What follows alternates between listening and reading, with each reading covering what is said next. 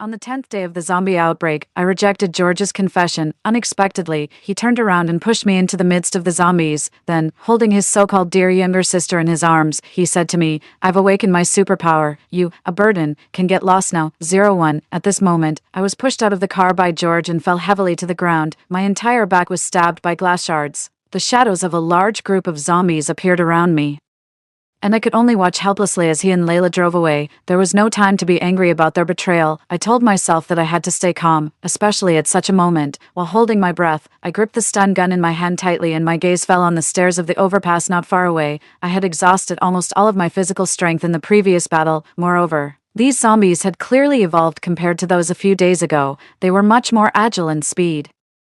Those that I had knocked down earlier actually all regained their mobility in a short period of time. Sweat dripped down my forehead and ran down my cheeks. I took out my phone, pressed the emergency call number, turned on the speakerphone, and with all my strength, threw it behind the zombies in the second before the ringtone rang. Beep, beep, beep. Some of the zombies immediately turned around when they heard the commotion and crouched on the ground in a strange posture, gnawing and biting.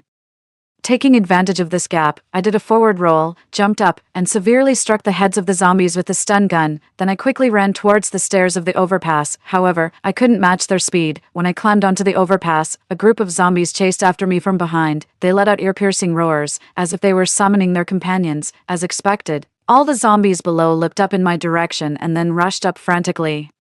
This was the second time I felt despair. The first time was when that brainless Layla opened the school gate on the third day of the zombie outbreak, causing some homesick students to run out. At that time, we only thought it was a virus similar to the one that appeared 30 years ago. I, along with several teachers who hadn't had time to leave, went out to get medical masks, protective suits, and other supplies. When we came back, there were already corpses lying all over outside the school gate. Blood flowed on the ground along their bodies. Those young faces were all filled with expressions of horror, and every pair of eyes was full of despair. The students in the teaching building were also frightened and hugged each other, crying loudly. We reported the situation to our superiors and received the reply that we should quickly dispose of the corpses uniformly. There were no extra words, which made it difficult for every teacher among us to accept. There were a total of 77 lives. At that moment, I suddenly began to doubt myself. Did I really have the ability to protect them? No. I was about to have the same fate as them. My arm was grabbed by a filthy hand. While my sleeve was being torn, another zombie took a bite at my neck. Just as I was about to bid farewell to this world, a searing heat burned my hand.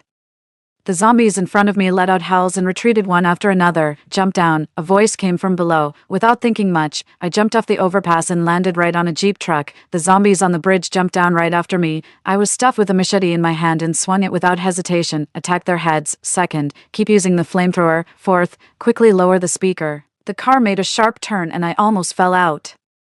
The man beside me pulled me and raised the flamethrower, spraying flames at the zombies beside the car. Eardrum-piercing rock music blared from the speaker, and the zombies behind us were attracted by it. Only then were we able to escape smoothly. Let me introduce myself. My name is Jason. Eleanor. We shook hands, and only then did I notice that the back of my hand had blistered, and there was also a distinct pain in my ear. "Sorry, it was a last resort. Thank you for saving me." Compared to these minor injuries, my life was more important. The car made several twists and turns and finally stopped at a popular online check-in place in the city, a luxurious villa. Unlike what it looked like online, the outside of the villa had been reinforced layer by layer. The electric fence was visually more than 5 meters high, and the gate was bulletproof. My heart sank. Today, I went with George and Layla to pick up the bulletproof door and the electric fence.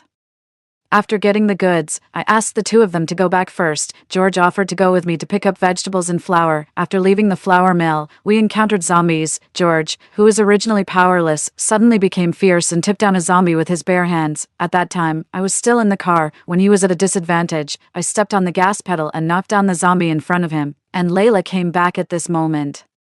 She was so scared by the scene in front of her that she was frozen in place. Seeing that she was surrounded by zombies, I could only get out of the car to save her, but I didn't expect that after she got in the car, she directly closed the car door, and that scumbag George actually told me that he had awakened his superpower and left me there to die. Eleanor, coming quickly. Jason and the others also went out to look for supplies today. I took the box of instant noodles from his hand with one hand and found that there were obvious bloodstains on it. There were about 40 or 50 people in the villa, and children of kindergarten age accounted for more than half of them. When their parents entrusted them to us, they had already been bitten. My heart felt heavy, and I blurted out involuntarily, "July 15th, on that day, a female student I was in charge of didn't die immediately after being bitten." She held my hand and said, Teacher Eleanor, tell my mom that I will always love her." Although her pupils had already dilated, she kept shouting, "Mom, Mom." The man in front of me looked surprised, and then showed a suspicious expression. "Second, fourth, come over for a review. The others take care of the children." The man's name was Isaac. He looked good, but he was very cold. It was him who was driving and giving commands just now. He was the leader of these people. Jason was the second. And the one who dropped the speaker was the fourth, James. These two were twins, but they didn't look alike at all. Jason was relatively more cheerful, while James was taciturn. The zombies today seemed to have mutated again. Jason pulled out a writing board, on which the situation after the zombie outbreak was clearly marked. On July 10th, a series of people in the city suddenly fell into a coma and died during the process of being sent to the hospital for treatment. On July 14th, the corpses that hadn't been cremated in time suddenly came back to life and were aggressive. Characteristics: they bite people, move slowly, have no vision, and weak hearing and sense of smell. On July 15th, those who were bitten by the zombies had symptoms of mutation but didn't die immediately. They even still had some personal consciousness. On July 16th, their mobility increased. They still had no vision, their hearing and sense of smell were the same as ordinary people's, and they had no remaining consciousness. On July 17th, after being bitten, they completely lost their consciousness and would immediately attack living people. On July 20th, they had very strong speed and attack power and would chase living people relying on their sense of smell and hearing, and they're afraid of fire. Jason added two more words at the end: they can call for their companions. I hesitated for a moment but still told them about my situation at that time. And from July 17th until today, the streets have been unnaturally quiet. That's because the government carried out a unified destruction of the zombies. James blurted out, "True, but these zombies today aren't the same as the previous ones." "How do you know?" Isaac looked at me. "Because I saw some of them this morning. It was at the bulletproof door factory area. That uncle was a comrade in arms of my father before I left. He even said that he would ask my father to treat him to a drink in the future, and I, with my own hands, smashed his head with a shovel. The streets have been very quiet these past few days." "Yes, that's why we went out to look for supplies today." James was taken aback for a moment. "Do you mean these zombies were artificially cultivated?" "James," Isaac stopped him. After looking at me, he stood up. "Let's eat first." "Jason, can you lend me your phone?" Jason glanced at Isaac's back and secretly stuffed his phone into my hand. "The password is 9527. I dialed the phone number of my student, Julian. The other end picked up the phone quickly. "It's me, sis." The other party was very excited. "Are you in a position to talk?" "I'm eating, sis. Teacher George found a lot of food for us, and we're all together now. There's something wrong with George and Layla. If anything happens, you can call this number." "Got it, sis. I will definitely listen to the teacher." "How's home?" "I'm fine. Don't tell them I'm still alive. Take care of yourself." "Okay, sis, you take care of yourself too." Julian was a smart kid. This phone was my old phone. I gave it to him after the zombie outbreak so that he could contact me conveniently. When I went out in the morning, he offered to go with me, but I left him at school. He was a repeat student and the oldest child in the classroom. He had strong organizational skills. It happened to be Friday on the day we discovered the intrusion of the abnormal virus. Some students were gradually picked up by their parents. I wasn't at school at that time. It was him who asked the school guard to lock the school gate and then assisted the other teachers in taking the students to the highest floor. I was very relieved to leave him at school. After that, I ran into George in the corridor. He took out a rose folded from colored paper from behind his back and said to me affectionately, "Eleanor, I like you. Be my girlfriend." I rejected him. In fact, today was the 5th time I had rejected him. He wasn't angry, though. He just muttered disappointedly, "Failed again. It seems I still need to work harder." "You're going out, right? I'll go with you. Your injury is healed." I remembered that he fell and hurt his arm when he went out the day before yesterday. "It's all right now." Considering that the other few teachers had worked the night shift last night, I agreed, and he suggested taking Layla with us, on the grounds of making up for his previous guilt. Now it seemed that George was already acting strangely at that time. In the past, I didn't believe in the awakening of superpowers, but now that zombies had appeared, I couldn't help but wonder if what he said was true. After stuffing some food into my stomach casually, I went to the room Jason mentioned to rest. As soon as I entered the door, I sensed something was wrong. A strong gust of wind blew towards me. Even though I had been trained by my father since I was a child, I still had some difficulty dealing with it. The other person was very powerful. As soon as we fought, he punched me in the chest. Despicable. I was burning with anger in the dark. After grabbing his clothes, I suddenly kneed him upwards. Well, he blocked it with both hands. My body involuntarily fell backward, and the next second, I was held by his long arm. This was the moment. I leaned forward and bumped into him. This time, I succeeded, but I also felt dizzy. He let out a muffled groan and released me. I quickly took the opportunity to leave, but unexpectedly, I tripped over something. So, when the lights in the room turned on, I found myself lying right on top of Isaac. That guy Jason looked at a loss and fled out. Before leaving, he said, "I saw nothing. You two continue. 02, come back." Isaac probably had just taken a shower, his hair was still wet, and he had changed into a set of home clothes. From this angle, his face seemed to be red. Was he blushing? I gave him a glare and quickly got up. Jason backed in, wearing a mischievous smile. "What do you want from me?" Isaac asked. I just came to tell Eleanor that you're in the room," looking at his ambiguous expression. I suspected that Jason had deliberately not told me that Isaac was in the room. "I'll go out first." "You two talk." I subconsciously pressed my slightly painful chest and looked up to meet Isaac's unnatural gaze. "You stay. I'll go sleep in Jason's room." "No need. I don't like sleeping in a man's bed." It wasn't that I was being finicky. This was a normal reaction. Isaac gave me a strange look and took out a phone from the drawer and handed it to me. "It's for convenient contact." I was a bit surprised. "Do you plan to take me in all the time? We saw today that you were abandoned by others." His words stirred up a storm of emotions in me. I raised my hand and wanted to punch him. Jason was quick to react and grabbed me. There were too many zombies at that time, and we weren't sure if you were an enemy or a friend. The third one was, Jason. Isaac interrupted Jason. "I had a rough idea of what happened. So you were deliberately testing me just now?" I asked. "Yes." I suddenly thought he deserved a punch. I sneered and punched him in the chest. Isaac looked at me in surprise, and a complex emotion flashed in his eyes. After the little episode just now, the feeling of depression in my heart seemed to ease a bit. I walked to the window and looked outside at the pitch-black darkness. If it were a normal day, at this time, the city should be brightly lit. I thought of our old man at home. He called me a few days ago to tell me he was safe, saying that a friend had sent him a lot of food and that he could stay at home for half a year without any problem. He was someone who couldn't stay idle. I was afraid he would run around, so I promised to go on a blind date after this disaster was over. I also remembered that George wasn't actually a teacher at our school. That day, he went to find Layla. They had known each other before and even became sworn siblings. When he confessed to me for the first time, he said that he had admired me for a long time and that he had watched all the martial arts competitions I participated in. Although he seemed gentle and refined, I always felt that he wasn't as mild as he appeared on the surface, because there was ambition in his eyes. Meow, meow. A few meows brought me back to my senses. I was about to go back to my room to rest, but suddenly, the barking of dogs I heard when I went to pick up the bulletproof door and the growling of dogs at the flour mill flashed through my mind. There have been a lot of dog thieves recently. My little black dog is gone. The words of the guy at the flour mill echoed in my ears. "Yesterday," Julian said, "the stray cats that the school took in have all disappeared these days. They probably went to look for food." George said, "Teacher Eleanor, if we run out of food one day, would you have the heart to kill animals to satisfy your hunger?" A chill rose in my heart. I hurriedly followed the sound to look for it and finally found one at the corner of the stairs. "This is Isaac's cat. It's very obedient." The one who spoke was the woman who took care of the children during the day. If I remembered correctly, her name should be Violet. "Does he like small animals?" "No, he doesn't. That's why I've been taking care of it." Seeing my confusion, she added, "I heard that the girl he had a crush on liked small animals, so he got one. They were originally going to meet, but unfortunately, the disaster came. That's really a pity." I examined the cat carefully. After confirming that there was nothing abnormal, I turned around and went back to my room. I hope I'm just overthinking. I was awakened by a commotion at 4 a.m. in the hall. Jason was organizing the children to go out, and several people in military uniforms were standing at the door.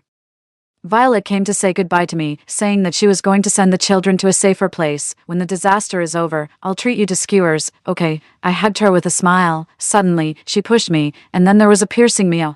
The cat was covered in blood. It bit Violet's arm, and the next second, it turned around and bared its teeth at me. There was Violet's flesh and blood on its teeth. I was so angry that I punched it in the head.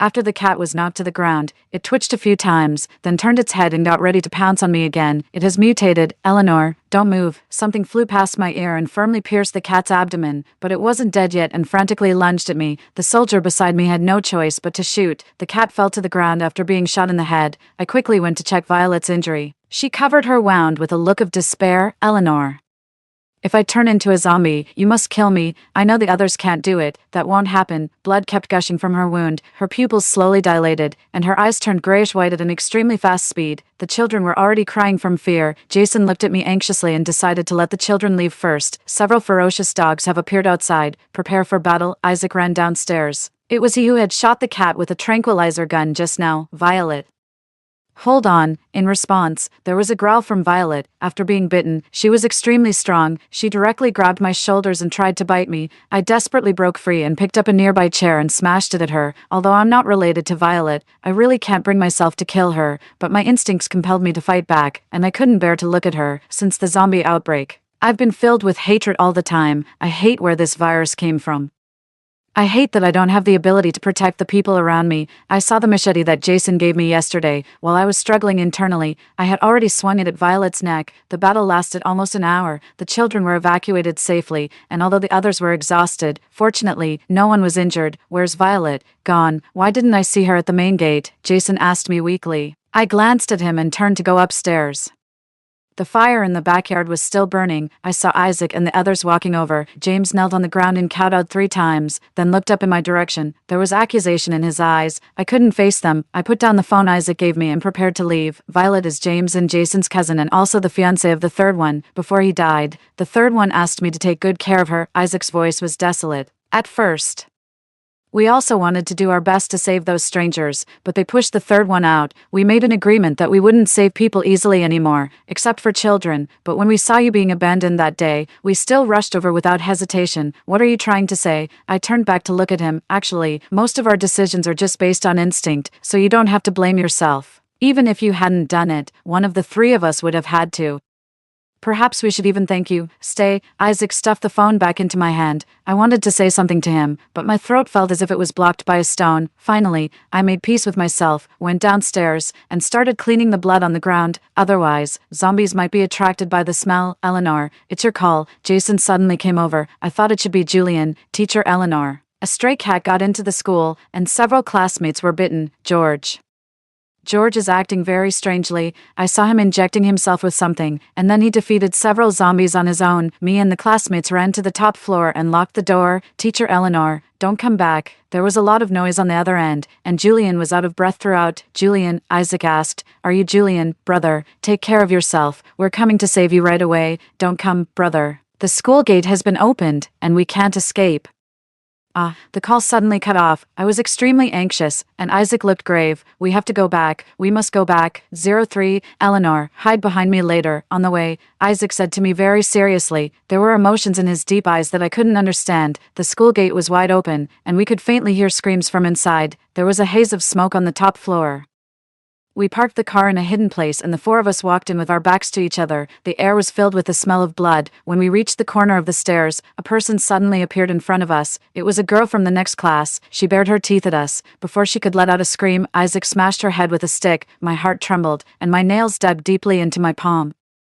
There were 7 or 8 zombies wandering in the corridors of the 2nd and 3rd floors, and the rest seemed to be locked in the classrooms. Isaac made a gesture of encirclement to us. 3, 2, 1. Each of us dealt with 2 zombies, and we solved them smoothly. Blood dripped onto the ground from the tip of the machete. I tried my best to turn myself into a machine that forgets they were once my students. The zombies in the classrooms started to growl, and the sound of chaotic footsteps came from upstairs. Not good. Hide quickly. There happened to be an empty classroom, and the 4 of us immediately hid inside. Taking advantage of this break, I continued to text Julian. Still no reply. What about climbing up the outer wall? Jason suggested. James, I'll do it. Isaac, be careful. Don't worry. We've had training, Isaac said specifically to me. I wanted to say that I wasn't worried about James' skills, but I was afraid he would be scared by the zombies in the classroom. As expected, what I feared happened. The head of a zombie poked out of the window on the 4th floor. James was startled, loosened his grip, and fell. Isaac grabbed his hand in the nick of time. This commotion caused the zombies on the 2nd floor to growl, and some stretched out their hands to grab his feet. Jason, seems this method won't work. James, if it doesn't work,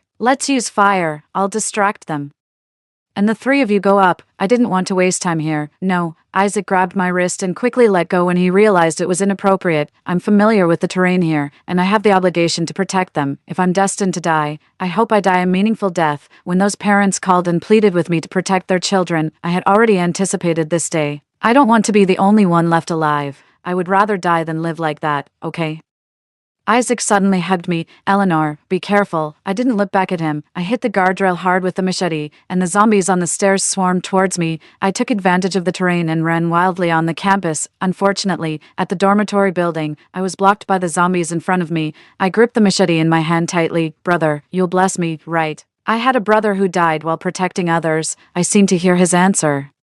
There was a determination in my eyes that I had never had before. To my surprise, George saved me when I was in a desperate situation. The veins on his arms bulged, and his face was contorted. Eleanor, why aren't you dead? Since you're not dead, of course I have to live. He was probably angry because he saved the wrong person, but now, we were in the same boat. If you dare to plot against me again, I'll drag you down with me even if I die. You're still so naive.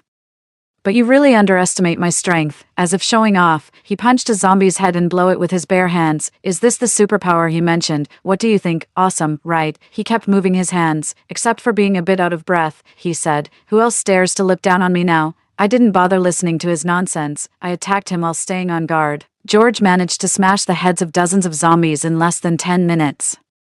When there was only the last one left, he gave me a sinister smile. Eleanor, can I leave this one for you? Before I could react, he had already grabbed my neck. This speed was far from that of an ordinary person. Before I die, can I ask you a question? You want to ask about my superpower, right? He looked very proud. Yes. How can one awaken it? Beg me then. Go to hell. I glanced at the top floor and closed my eyes. Resigned to my fate, when I opened my eyes again, my eyes were clear. George, I beg you. Eleanor, you've finally come to this. Weren't you always so arrogant? You rejected me so many times when I confessed. Weren't you so high and mighty? But now, you're at my mercy. He threw me to the ground like trash and then punched the last zombie to death. I won't kill you. I want you to watch with your own eyes how I rule over all of you. What do you want to do? His eyes were very dangerous, of course. I'm going to release all the zombies in the school and deal with them, otherwise, where else can you take them? Did that mean there were still students alive? Perhaps seeing my confusion, George dragged me up again. His sticky hand stroked my cheek. Eleanor, don't you want to protect them? Be my slave, and I'll fulfill your wish. What? I can make you awaken your superpower too. My heart skipped a beat, but I said gently on the surface, okay. I followed George all the way to the 5th floor. There was a dense crowd of zombies there. George waved his arms like an indefatigable machine and easily dealt with them. It would be a lie to say I wasn't shocked, but I knew that the current George wasn't normal. When the door on the top floor opened, bright sunlight came in. Julian and the others were all there, and so was Isaac. Eleanor, come here. He watched George warily. Who are they? George asked. This is my brother and his friends. Julian was still a child after all. His eyes were red, and there were still tears on his face. The classmates huddled on the ground lit up when they saw me. Teacher Eleanor, you're finally back. A female student rushed over and hugged me. Teacher, I'm so scared. Don't be afraid. I comforted her. From now on, no one needs to be afraid. I'll protect you all, George said loudly. And your teacher Eleanor, she's my girlfriend now. There was a moment of silence. Eleanor, Isaac called me. Yes, I've agreed to be George's girlfriend. I looked at Isaac and said each word clearly, to be his girlfriend. 04. George put his arm around my shoulders and kissed my cheek with his foul-smelling mouth. Isaac took a step forward but was held back by Jason. Jason forced a smile and said to me, congratulations. George proposed killing all the zombies in the school, but Isaac objected, arguing that the remaining students shouldn't be put at risk. I can handle it alone. George was very confident in his strength. Eleanor, what do you think? I looked at the remaining 69 students in front of me, feeling extremely desolate. I agree, Teacher Eleanor. Julian looked at me disappointedly. Let's use electricity. It's too dangerous for you to go alone. I didn't want George to take the risk alone. If he died, who could I ask about the superpower? Eleanor, are you worried about me? George looked pleasantly surprised. Yes, I stared into his eyes. I want you to stay alive. He looked at me with a half smile and then laughed loudly. Okay, since everyone trusts me, I'll do it without hesitation. We left the weaker students on the top floor and split into several groups to set up the plan. In fact, the so-called plan was to use the weather forecast and the conductivity of water. As it was getting dark, it finally started to rain. Isaac and George took the lead and lured the zombies out of the teaching building. I took out my phone to record. George said he wanted to document his glorious moment. I watched Isaac fighting with the zombies, listened to James swearing, and felt the frightened gazes of the students around me. The moment I pulled the switch, George pushed Isaac into the midst of the zombies, just like he did to me that day. Damn it. Jason was so anxious that he wanted to go down, but I stopped him. Then we saw George pull Isaac back again, and his speed was extremely fast. His push and pull seemed to be teasing the other person. The electrocuted zombies started to twitch, looking very ridiculous, but there were also a few zombies that moved towards George and the others with clear targets. After about 10 minutes, I pulled down the switch, and George and the others began to fight back. With this combat power, is he still human? Jason exclaimed, George is so amazing.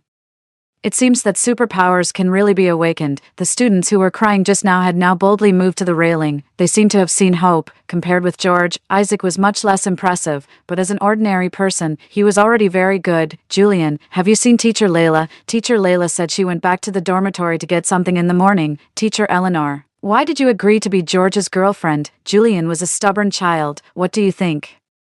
I have to admit that I'm a vulgar person. I'm just a bit disappointed. I smiled and patted his shoulder, then turned and went downstairs. Layla's dormitory was on the 3rd floor, and mine was on the 4th floor. We used to have some friendship. We would go shopping and have meals together in our free time. Although she was a bit melodramatic, she was a decent person. Sure enough, disasters really bring out the true nature of people. I stopped in front of Layla's dormitory door.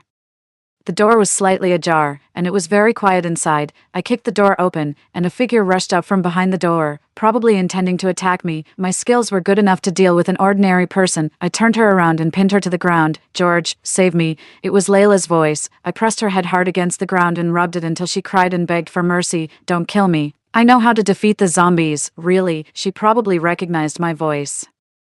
Eleanor, is that you? Eleanor, weren't you dead? It's too cold down there. I came up specifically to have you keep me company. No, please don't kill me. I'll burn a lot of paper money for you.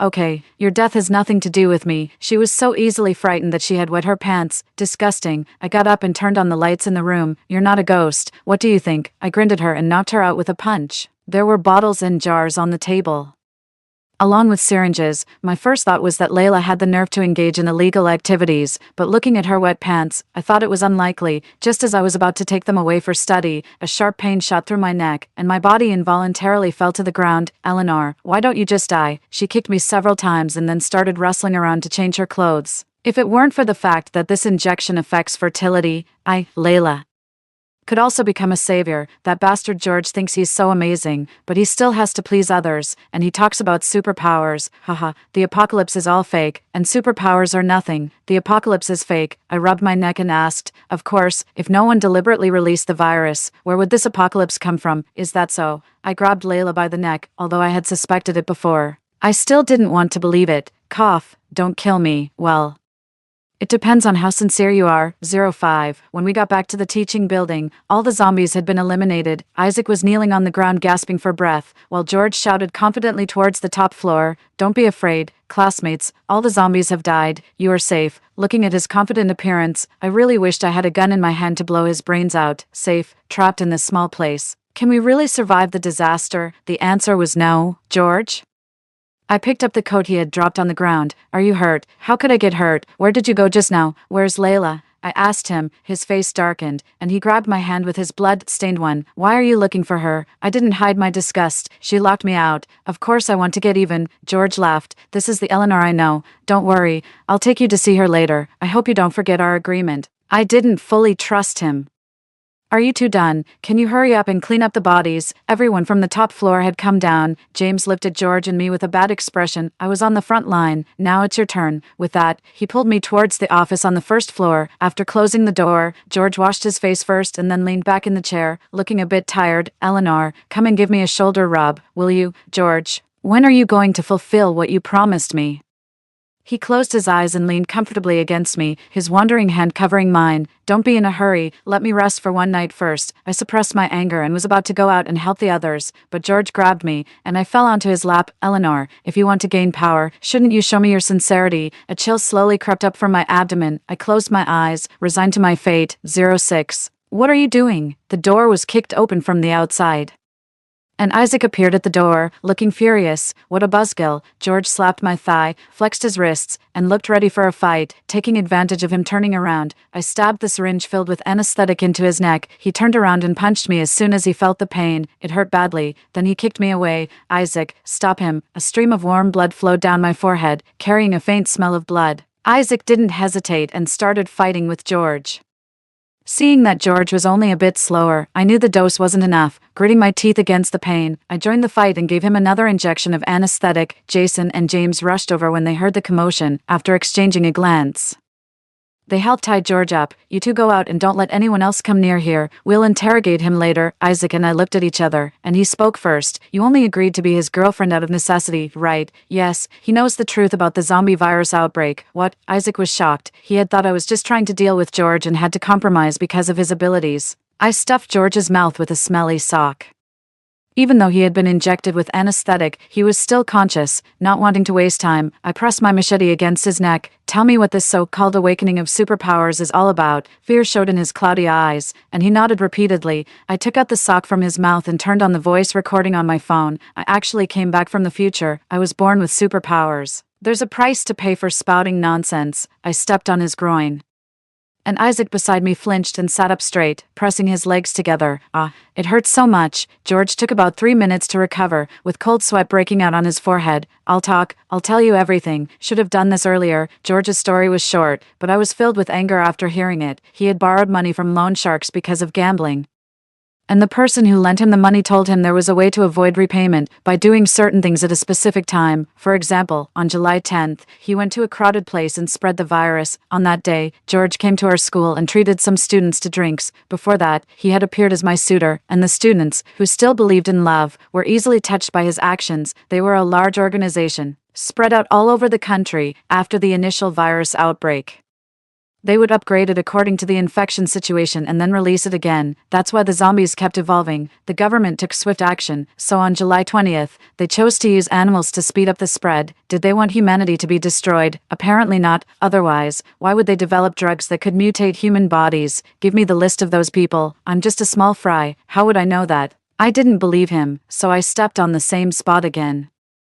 I felt a sense of satisfaction listening to his cries. What do human lives mean to you? George grinned, his eyes glowing with a strange light. Eleanor, don't you think the world needs a reset? We work from dawn till dusk, and our bosses can decide our fates with just a single word. We work our butts off to earn money, only to spend decades of our lives paying off a house. Why should others decide our lives? Why should they have control over our fates? You're just stupid.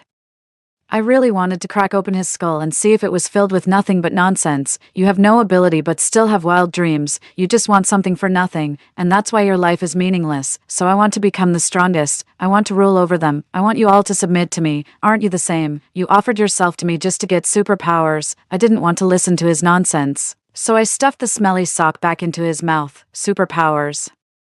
Are you out of your mind? Look at the mess you've become. I took out a small mirror from my pocket and made him take a good look at his hideous face. Haven't you ever thought about the side effects of this drug? You probably won't live long enough to see the day you're looking forward to. It doesn't matter if you don't talk. Tomorrow morning, someone will take you away for research. Every inch of your skin will be cut open, and every drop of your blood will be drawn out. You brought this upon yourself. George whimpered for a long time, but I ignored him. Isaac was clearly shocked by the news and asked me if I had noticed something was wrong earlier. I just told him that I believed in science. Science made me disbelieve in superpowers, but since they existed, it meant someone had deliberately created them, push humanity to the brink and then appear as saviors. The original authorities would be questioned. And those with ulterior motives would take the opportunity to rise to power. Just like the disaster 30 years ago, George kept shaking and even foamed at the mouth. He couldn't die, or he would lose his value. When he spoke again, he was still annoying. No, Eleanor, don't send me for research. It's useless. The zombie virus has already broken out, and the world is about to end. Keep me here, okay? I can help you kill zombies. I can protect you. With what? I patted his cheek. With the injections that you had Layla hide in the dormitory. How do you know? What did you do with my stuff? If he had even asked about Layla, I would have thought he was still a man. What do you think? George probably guessed that I had taken his things. He turned to Isaac and said, Dude, don't you want to be stronger? Don't you want to stop being bullied? Kill this woman. The stuff she has can make you a hero. Isaac showed some interest, stood up, and walked over to me. Is it really with you? My heart sank, and I replied expressionlessly, So what if it is? Are you really going to kill me? The man pursed his lips, and his face darkened. My life is yours now. Are you crazy? I told you to kill her, George shouted, and in response, Isaac punched him hard. He passed out, and the office finally fell silent. Don't tell anyone about this. Protect yourselves. Don't you want it? I asked him. His face turned red, and he glanced around. It's too soon. And this isn't the right place, so he really wanted to be stronger. I gave him a look of disdain. Aren't you afraid of ending up like George? Did he touch you? What? His eyes were terrifying. He grabbed my wrist and pulled me into his arms. Isaac, what are you? Let's kill him. Okay. I won't tell anyone. I'll protect you from now on. I felt like we had misunderstood each other. Calm down. Nothing happened between him and me. I just lured him in and then attacked. Isaac stiffened for a moment and then asked me seriously, then what you said earlier about wanting, well, I have no interest in those injections. Good. It was all cleared up, but I felt a strange heat spreading through my body, and my face was burning. We locked George in the room and had dinner with the remaining students as if nothing had happened. During the meal, a classmate asked about George. I just told them he was too tired and needed to rest. Isaac and I were waiting for George to be taken away the next day, but unexpectedly, a figure entered the office in the dead of night. 07, Teacher Eleanor, something's wrong, George has escaped. Just as dawn broke, Julian brought the bad news. I immediately checked my backpack and found that all the injections I had taken from Layla the day before were gone, the girl who had rushed into my arms for safety the previous night. Audrey was also missing. She even left me a note. Sorry, Teacher Eleanor, I choose to follow the strong. Thinking of the rice porridge she had brought me before going to bed, my heart sank to the bottom. How ironic. The people I risked my life to protect had finally betrayed me. I locked myself in the room and didn't open the door no matter how much Isaac and the others called. Isaac came again at dinner. They're in the building across the way. If you want all your students to fall into the clutches of a wolf, then keep wallowing in self-pity. George was being extremely arrogant. To win over more students, he openly challenged me. When I got to the campus, some students were already standing behind him. Your teacher Eleanor only wants to become strong herself and doesn't care about your lives at all. She just wants you to follow her blindly so that you can become food for the zombies when the horde comes. As he spoke, he played a recording. How can I awaken my powers, George? I'm begging you. Immediately, the children who had been standing by my side all gave me strange looks. Their eyes seemed to say, so this is the kind of person you are. Disappointment and disdain were like a rope tightening around my neck, and no matter how much I struggled, I couldn't break free. It's different with me. I can make all of you strong and free from fear. I promise that as long as you follow me. You'll see your parents soon. As soon as he said this, an arrow whistled through the air and directly pierced into the display board next to George. I trust Eleanor. Isaac had somehow appeared by my side, followed by the Jason and James. Me too. She led us here to save you. Don't be deceived by George. Everyone. Don't you remember how Teacher Eleanor has treated us? Julian came out to defend me. We haven't forgotten. But we just want to survive. What's wrong with that? Audrey looked at me with red eyes. Teacher Eleanor, I really want to go home. She had always been a timid child and rarely spoke even during PE class. Unexpectedly, her words hit everyone where it hurt. George gave me a provocative look. Next, I'll show you how to awaken your superpowers. As soon as he finished speaking, George dragged someone up from behind him. It was Layla. Her mouth was taped shut with transparent tape, and her hands were tied behind her back.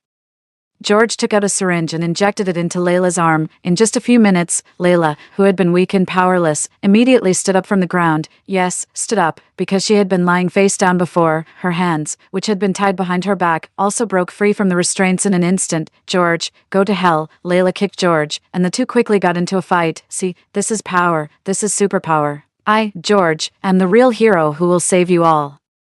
The two fought fiercely, and in the end, George emerged victorious. You clearly know that this drug has side effects. If they take it, they may not live long enough to see their parents, but it's better than waiting to die here, isn't it? There was madness in George's eyes. He wants everyone to die with him. Isaac comforted me, pressing my shoulders. I'll always be with you. Eleanor, you can't stop us. Look at this. He pointed at the phones in the hands of several male students and said, We've been live streaming the whole time. My heart jolted. I quickly took out my phone and checked, only to find that the live stream was on almost all platforms, and it wasn't just George. All his accomplices had transformed into so-called saviors, using the internet to mislead the public. Eleanor, join us. Let's redefine the order of this world. The seductive voice echoed through the campus. I watched helplessly as more and more people walked towards him.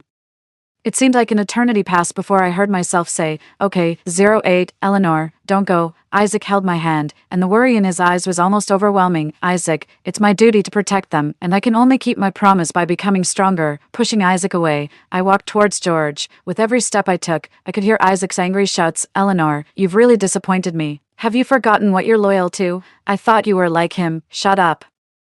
I turned back and glared at Isaac, finally revealing the pain hidden deep in my heart. You have no right to mention him. Don't forget, he died saving you. Isaac, I've wanted to kill you since the first moment I saw you. I once had a brother who loved me. He was a soldier. He sacrificed his life to save a playful boy, and that boy was the young Isaac. So, I recognized him the moment Isaac saved me. Isaac, where even now? It started to rain heavily, through the curtain of rain. I couldn't see the expression on Isaac's face clearly, but I knew he must have regretted saving me at that moment. The live stream continued, and the comments were polarized. Some people cursed me, while others said such a choice wasn't shameful in the face of the apocalypse. If it were me, I'd be willing to sacrifice myself as long as I could protect my family. Agreed. Eleanor, welcome to join us. George held out his hand to me, but pulled it back as I got closer. You have to show some sincerity. He handed me the syringe. Eleanor, once you inject it, there's no turning back. Isaac was still shouting. Without hesitation, I inserted the needle into my arm. A feeling of suffocation washed over me, and I staggered to my knees. I never intended to turn back. I gritted my teeth and retorted at Isaac, then began gasping for air. George seemed very satisfied with my performance. He took the wine from Audrey's hand and started drinking heartily. Come on. Let's welcome your teacher Eleanor together. Audrey came up to me and said, Teacher Eleanor, our decision was right, but I still won't forgive you. She looked at me in surprise, then smiled and took a few steps back. Eleanor, I thought you had more backbone. In response to Layla's mockery, I simply said, once you've been a lackey for too long, you forget how you used to walk on your own. How dare you abuse me? Layla was enraged and raised her hand to hit me.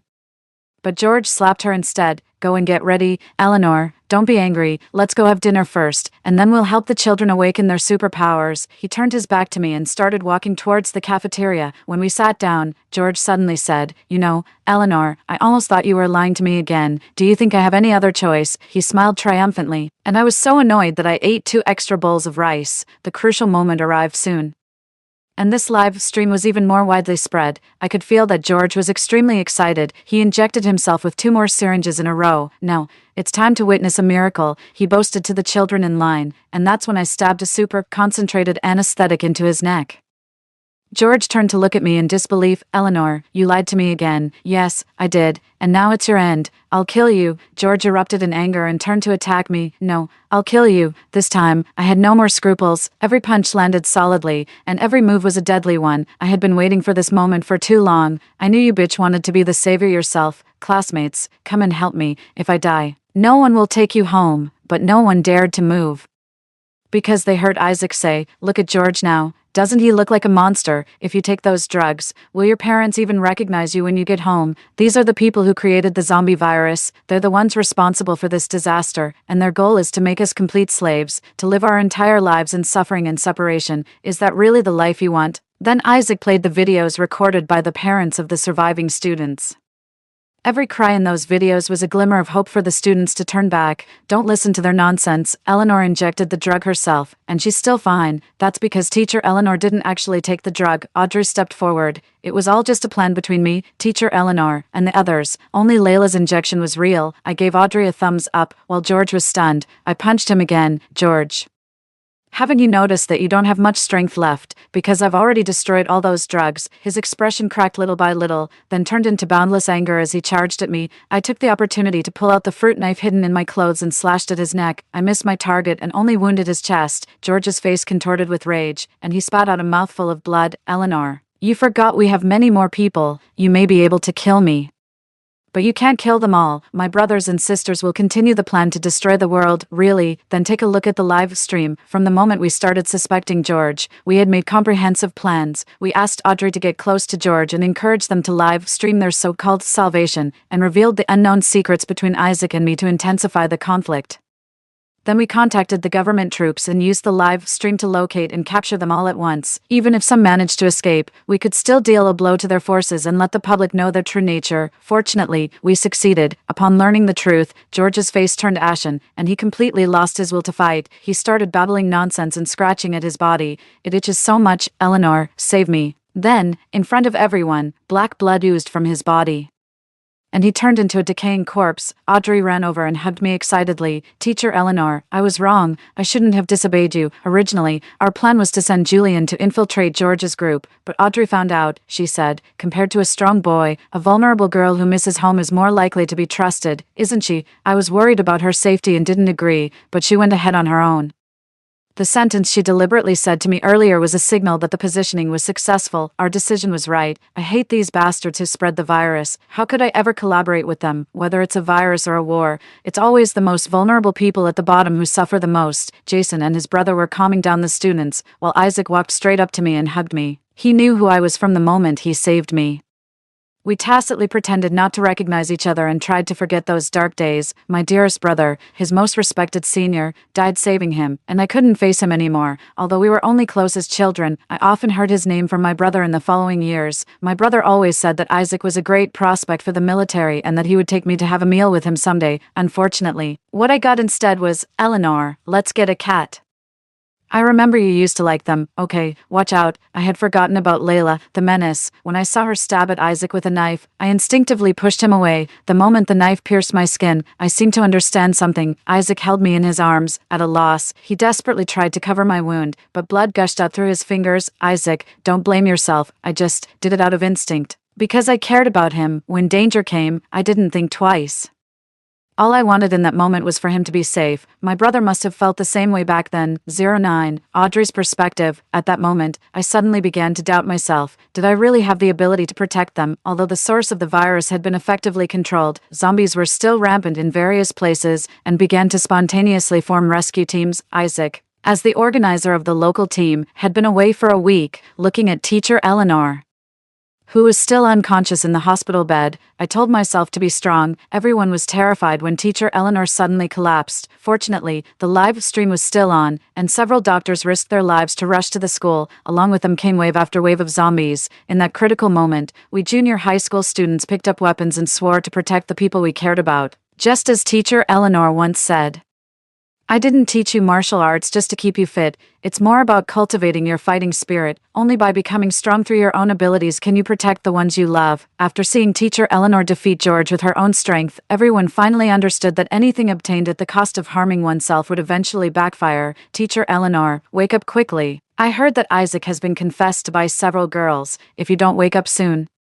he might be snatched away. Just as I was about to go get some water to wipe teacher Eleanor's face, a weak voice came from behind me. Are you so gossipy at such a young age? Do you want me to reward you with some test papers? I turned around in disbelief and saw that teacher Eleanor had really opened her eyes. After that, my classmates and I secretly saw Isaac, who had rushed back overnight, crying his eyes out while holding teacher Eleanor in his arms, so unmanly. And then, when we were caught peeking, each of us was rewarded with a set of test papers. 10. On the 83rd day of the zombie virus outbreak, Isaac led the team out again. Actually, my physical strength has almost fully recovered, but they still don't feel at ease with me going along. Layla's ending was something I didn't expect. She actually committed suicide after stabbing me. The reason was that she thought she had lost her fertility after taking the drug and had no future.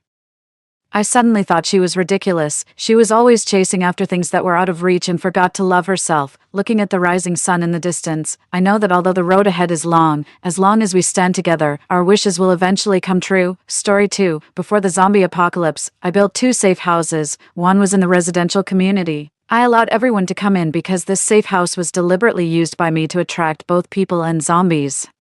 Only the safe house in the remote corner was my real shelter. 01. I was a reborn person. In my previous life, I was bitten by a zombie. The people my mother had kindly saved tied me up and threw me into a horde of zombies with their own hands. My kind mother and father were also killed by them, and in the end, they occupied our shelter. On the first day after being reborn, in front of my neighbors, I frantically bought all kinds of canned food and barrels of drinking water. In addition, I called the decorators and sealed off the top floor to store supplies. My neighbor, Phoenix, had a name that implied kindness, but his character was completely the opposite. In the previous life, because we had been neighbors for many years, when the city was surrounded by zombies, my parents shared our family supplies with Phoenix's family. We even let the members of his family into our house to tide over the difficulties together. However, later, Phoenix seized our shelter and supplies. Not only that, but he also demanded that my family go out to find new supplies. After he sneak attacked and tied me up, he threatened my parents that if they didn't go out to find supplies, he would kill me. In the end, my parents had to take the risk and go out. As the saying goes, help others to the end and send the Buddha to the West. Since you helped me before, you might as well help me some more. After my parents went out time and time again, they finally encountered zombies. I could even hear their screams downstairs from my room. I watched helplessly as they were bitten and turned into walking corpses, and I became their last insurance for breaking through the encirclement. When the zombies surrounded us, I was thrown into the horde of zombies by them to attract the zombies' attention. 02, Bella, what are you busy with? Why are you buying so many things? Let me tell you, these things are not good for your health if you eat them. Seeing me frantically buying things again, Phoenix began to lecture me in the manner of an experienced person. Yes, uncle, you're right, but I'm storing these things for a purpose. There might be a disaster in a few days, so I'm preparing more supplies, I replied with a forced smile, and at the same time, I didn't slow down my actions on the phone. Seeing my attitude, Phoenix sighed to others that young people these days don't work hard but just know how to shop online all day long. Seeing Phoenix pretending again in front of others, I couldn't help but sneer in my heart. Just keep pretending. In a few days, you won't have the chance to pretend anymore. I calculated that there were less than 3 days left before the zombies appeared. I had to quickly stock up on more supplies. Moreover, I not only wanted to store supplies, but I also wanted to do it ostentatiously. I wished everyone knew that my house had a large amount of food. I even stored a lot of supplies on the top floor. As for my parents, right after I was reborn, I immediately asked them to go back to our hometown. My hometown was in the mountains, with a rugged terrain full of gullies. You could dig a hole anywhere and it would be a cave dwelling. The cave dwelling was warm in winter and cool in summer, with a cellar attached. It was simply a shelter bestowed by heaven. My grandparents' generation had lived in cave dwellings. For a reborn person like me, it was really a combination of favorable timing, geographical location, and human harmony. After I arranged for my parents to go back, I repeatedly told them to check the cellar and bought truckloads of potatoes to transport to our hometown. Potatoes can be stored in the cellar for a long time without going bad. They are also not easy to be discovered when planted in the fields. The food made from them is diverse and won't make people feel bored. At the same time, they are high in calories and filling. I wasn't worried about my parents in our hometown. Now it was time for me to have some fun dealing with that beast Phoenix. The tragic scenes of my previous life were still vivid in my mind. Since I was reborn, if I didn't get my revenge properly, I would be sorry for my character. While buying supplies on a large scale, I also installed several surveillance cameras nearby that could be used for remote communication. On the one hand, it was for my escape at that time. On the other hand, if I couldn't communicate remotely, how could I quietly attract the zombies here? 03. In the blink of an eye, 2 days passed, after I personally prepared the shelter here, which could also be called Phoenix's execution ground. At night, taking advantage of no one's notice, I drove to my parents' place. After winding through the mountain roads, I stopped the car. After winding around again, I finally arrived at the cave dwelling in our hometown. At my strong suggestion, an additional mound of earth was built outside the cave dwelling. From a distance, it was impossible to tell that there was a cave dwelling here. After passing through the outer mound of earth, there were explosion-proof doors and explosion-proof glass at the bank level, as well as electrified grids. The walls inside the room were all reinforced. Of course, this was just a superficial disguise. The real shelter was underground, in a basement that no one would ever think of. The basement was connected to the cellar. Centered around the cellar and the basement, there were also 2 abandoned tunnels. If the situation changed, it would be convenient to hide. I had prepared a large amount of potatoes, fresh water, and other supplies in the tunnels, the cellar, and the basement. In this way, even if one of these places failed, I could still go to other places. A crafty rabbit has 3 burrows. If I couldn't figure this out after being reborn, I really deserved to die in my previous life. After finishing all these preparations, I secretly returned to the residential community before dawn. Although I was very tired and highly nervous, I felt extremely satisfied. What could be more satisfying than being able to avenge my enemies with my own hands soon, tomorrow? What should come will come. 04. I slept until dawn and casually turned on my phone, only to see a series of news. The experts said that there were cases of people biting others and the virus spreading among people in the urban area and other places. Although the experts repeatedly stated that this was just an isolated case and could be quickly controlled, the public spontaneously rushed to the supermarkets to frantically grab supplies. Looking at the news, I couldn't help but curl the corners of my mouth into a smile. A bunch of fools, going to the supermarket at this time. What if someone in there was already infected? In such a crowded place, who could escape? A day later, as I expected, the zombies broke out on a large scale. The first batch of people were those who still rushed out after the virus broke out. At this moment, they were like walking corpses, attacking all the living things within their sight. I was even standing by the window and saw a couple running in a panic. As a result, the girl was normal 1 second, and the next second, her body twitched. Then she pounced on the boy beside her, who was so scared that his legs went weak. After another twitch, there was one more zombie in the community. Just as I was still observing by the window, I heard a dong dong dong knock on the door. I opened the door and saw that it was my enemy Phoenix standing at the door, looking behind him. Good grief. There was a large crowd of people, looking at Phoenix's innocent-looking appearance. I couldn't help but feel a little confused. Why was this different from my memory in the previous life? Had the script been changed? Hey, Bella, a few days ago, I heard you say there would be a disaster, so I thought it's better to believe it than not. I called my relatives together, but I didn't have any extra food stocked up. Look at your place. As he spoke, his eyes kept looking into my house. When he saw the canned food and bread piled up in the living room, their eyes immediately lit up. Instantly, all sorts of scoundrels emerged. Wow, it's still Bella who's amazing. She prepared so many things in advance. Yeah, now we don't have to worry. It's still Phoenix who's amazing. He knew there was such a good shelter here. That's right, we're saved. As they were talking, they were about to walk in. Seeing this, I couldn't help but sneer. Indeed. Birds of a feather flock together. Well, Bella, look, we're all neighbors. This, Phoenix stammered. I didn't even need to think to know what he wanted to do. Didn't he just want to stuff all his relatives and friends into my place? But it didn't matter. The house behind me wasn't the safe shelter they thought it was. It was a cage, a prison that I prepared for them. 05. I was exactly hoping that Phoenix would bring all his relatives here. There was nothing more satisfying than avenging my enemies with my own hands. If I could wipe out all my enemies' relatives at once, it would be a double blessing. God really treated a reborn person like me well. With this thought in mind, I quickly welcomed them into the house, opened all the room doors, and allowed them to choose freely. Come on in, everyone. Since you're Phoenix's relatives, you're my relatives too. Don't be shy after you come in. Just make yourselves at home.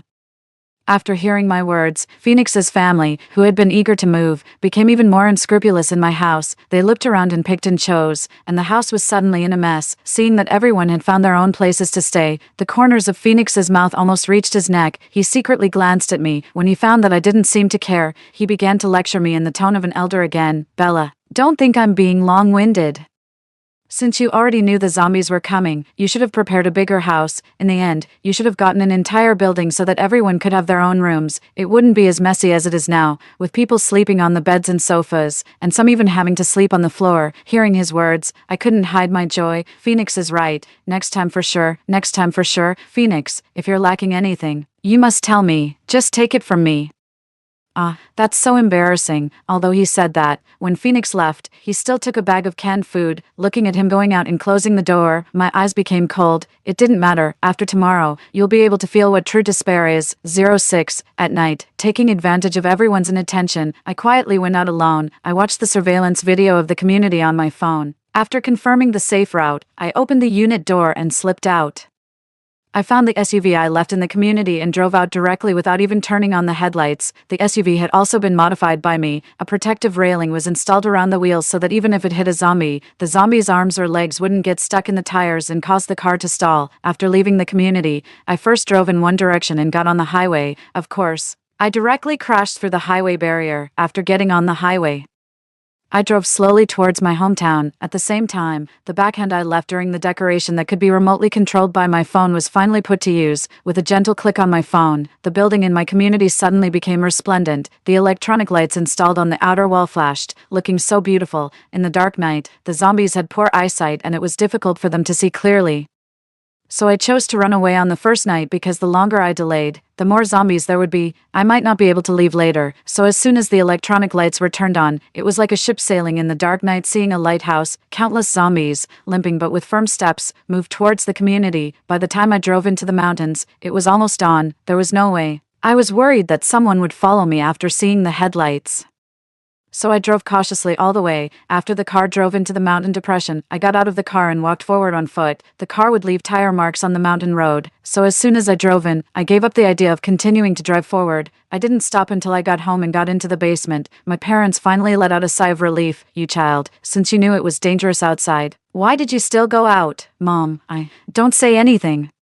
You're grown up now and we can't control you anymore. Anyway, remember that when you encounter danger, you should run as far away as possible. After saying that, my mother went to the cooking area to prepare food for me. It warmed my heart to see that. My father didn't say anything either, but the worry in his eyes couldn't be hidden. After having a good meal, I turned on the phone surveillance and saw that my house was really bustling now. In the early morning, Everyone looked around and only then found that I was gone. What was even worse was that the downstairs was surrounded by zombies in 3 layers inside and 3 layers outside. I adjusted the surveillance installed outside to look at the community and found that the roads in the community were basically occupied by zombies at this time. Seeing this, I sighed.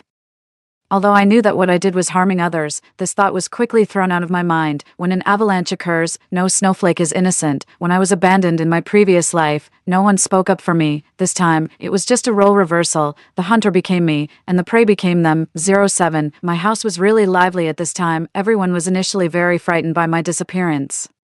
When they found that the entire building was surrounded by zombies and some zombies were already trying to break into the unit door, they were in a complete panic. When Phoenix entered my room, his previously complacent expression disappeared and was replaced by a gloomy look, and now that things had turned out like this, it also showed that the spread of the zombies was much faster than everyone had imagined. Now when I turned on my phone again, the top news was all about the zombie scene. There was blood everywhere on the streets, and the roars of the zombies and the cries of the survivors filled my ears, making me feel extremely uneasy. There were even some fearless live streamers who brought their live streaming equipment, hoping to make a fortune. Unexpectedly, they were pounced on by zombies that suddenly emerged from nowhere and turned into zombies in less than a minute. There was no doubt that not only did I know the news, but Phoenix and the others also knew it.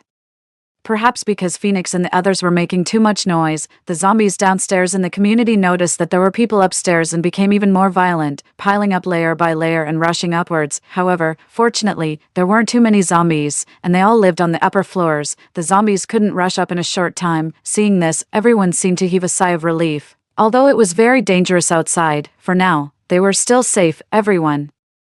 There are zombies everywhere outside now. We mustn't go out. As long as we don't go out, we'll be safe for the time being. Just wait patiently for rescue. Phoenix suddenly seemed to be the backbone of everyone and began to give instructions. Under his arrangement, Phoenix's family also no longer seemed confused and began to unpack my supplies box by box and feast on them. Looking at their everyone wished they could have a meal with 8 dishes and 1 soup. I shook my head. They still didn't know how to save resources at this time. They really were courting death before the King of Hell called. At night, after dinner, my parents went to rest. I quietly slipped out, put on the binoculars and night vision goggles, and patrolled around. Although this place was remote and there wasn't anyone around now, what if? I clenched the knife I bought and continued to walk around. When I turned on my phone, I found that everyone was forwarding a post on the social media, saying something about scanning the code to register the address, indicating the current food inventory, and that drones would be sent to deliver supplies regularly later. For a moment, a large number of survivors forwarded it one after another, urging everyone to fill it out quickly. I didn't register. On the one hand, I had a lot of supplies here, and this kind of thing should be left to those who needed it more. On the other hand, I wasn't sure if this was really issued by the government. If it was deliberately released by someone with ulterior motives to fish for people, then it would be interesting. After patrolling around and finding nothing, I went back to sleep. The next day, before I woke up, I smelled the smell of cooking. When I opened my eyes, I found that my parents had already prepared all the meals for the day. While eating, I turned on my phone and found that the news still hadn't been updated. This wasn't a good sign. The situation now was so severe that even information couldn't be shared. Hospitals, fire departments, and the police might also be facing paralysis now. My parents also noticed the abnormality of the news on the phone. My father was okay, just sighing. My mother looked a bit strange and asked, "In fact, it's already in chaos outside now. We're almost just waiting to die, right?" I shook my head helplessly. At least we have enough supplies here to last us 2 or 3 years. If the zombie problem hasn't been solved after 2 or 3 years, we definitely won't be able to survive either. We might just be the last group of people. As I was speaking, I opened the surveillance of the community and my room again. Phoenix's family didn't sleep soundly last night. When they woke up in the middle of the night, they finally realized how bright the lights of the entire building were in the dark night, combined with the fact that I had been gone for a long time. Even a fool could figure out why there were so many zombies in the community and why they were concentrated downstairs. I checked my phone and found that there were so many missed calls. Then my phone rang again. Looking at the note, it was Phoenix, in silent mode. No matter how many calls they made, it wouldn't bother me. Watching them scratch their heads in frustration, I couldn't help but laugh out loud. Serves them right. 08. Soon they should realize that the so-called supplies were actually only real on the top layer, and the rest below were just sand and stones. Since they wanted to play, how could I prepare sufficient supplies for them? Watching them kill each other in the face of a lack of supplies, how interesting it was. Isn't it much more exciting than TV dramas and movies? Moreover, the corridor was no longer safe now. Through the surveillance, I found that there were already zombies in the corridor. However, The surveillance I installed in the community showed that the unit door hadn't been damaged. So how did the zombies get in? I looked left and right through the surveillance and finally understood. It turned out that yesterday the zombies piled up layer by layer like a human pyramid. They couldn't pile up any higher when they reached the third floor, but the windows on the third floor didn't have anti-theft windows. Under the pressure, the glass couldn't bear it and shattered. Thus, the zombies invaded the building. I didn't know when Phoenix had also moved into my house. Maybe he was worried that there wouldn't be enough food, or maybe he wanted to be brave with more people around. Unfortunately, as my primary target, no matter where he hid, I would never let him live. I operated the surveillance at the door, the kind that could make sounds, on my phone. Suddenly, a gentle singing voice came out. Instantly, the zombies in the corridor seemed to have found their target. One after another, they ran upstairs. When they reached the door, they started banging on it regardless, and the thumping sound was terrifying. The people in the room were like cats with their fur standing on end. They kept cursing my ancestors. Phoenix was also pacing back and forth in a hurry, but no matter what he did, there was no way out. The outside was surrounded by zombies. Could he fly? Just then, a little boy in the room started crying. The crying made the zombies even more frenzied. They started banging on the door even more violently. At the same time, the crying also aroused the fear of the people in the room. Stop crying. If you cry again, I'll throw you out to feed the zombies. I don't know who shouted. Suddenly, the child cried even louder. At the same time, his parents stood up. He's still a child.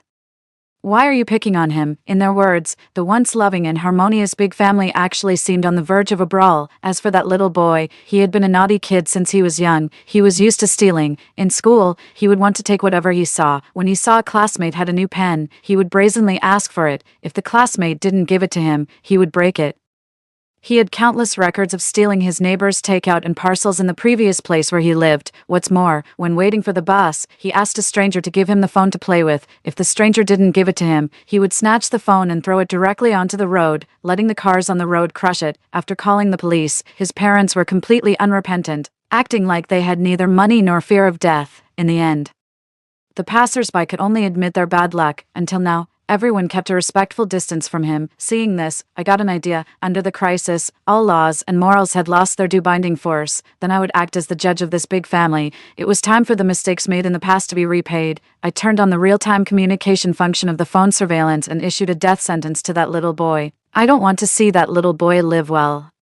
Give me a satisfactory answer, or you'll become food for the zombies. 09. As my words fell, everyone in the room seemed to be dumbfounded. They all looked for the source of the sound and finally found that it was me speaking through the surveillance. People are selfish, especially when their lives are threatened. This was true for Phoenix, and it was even more so for Phoenix's family. After a short period of silence, everyone's eyes turned to the little boy's family.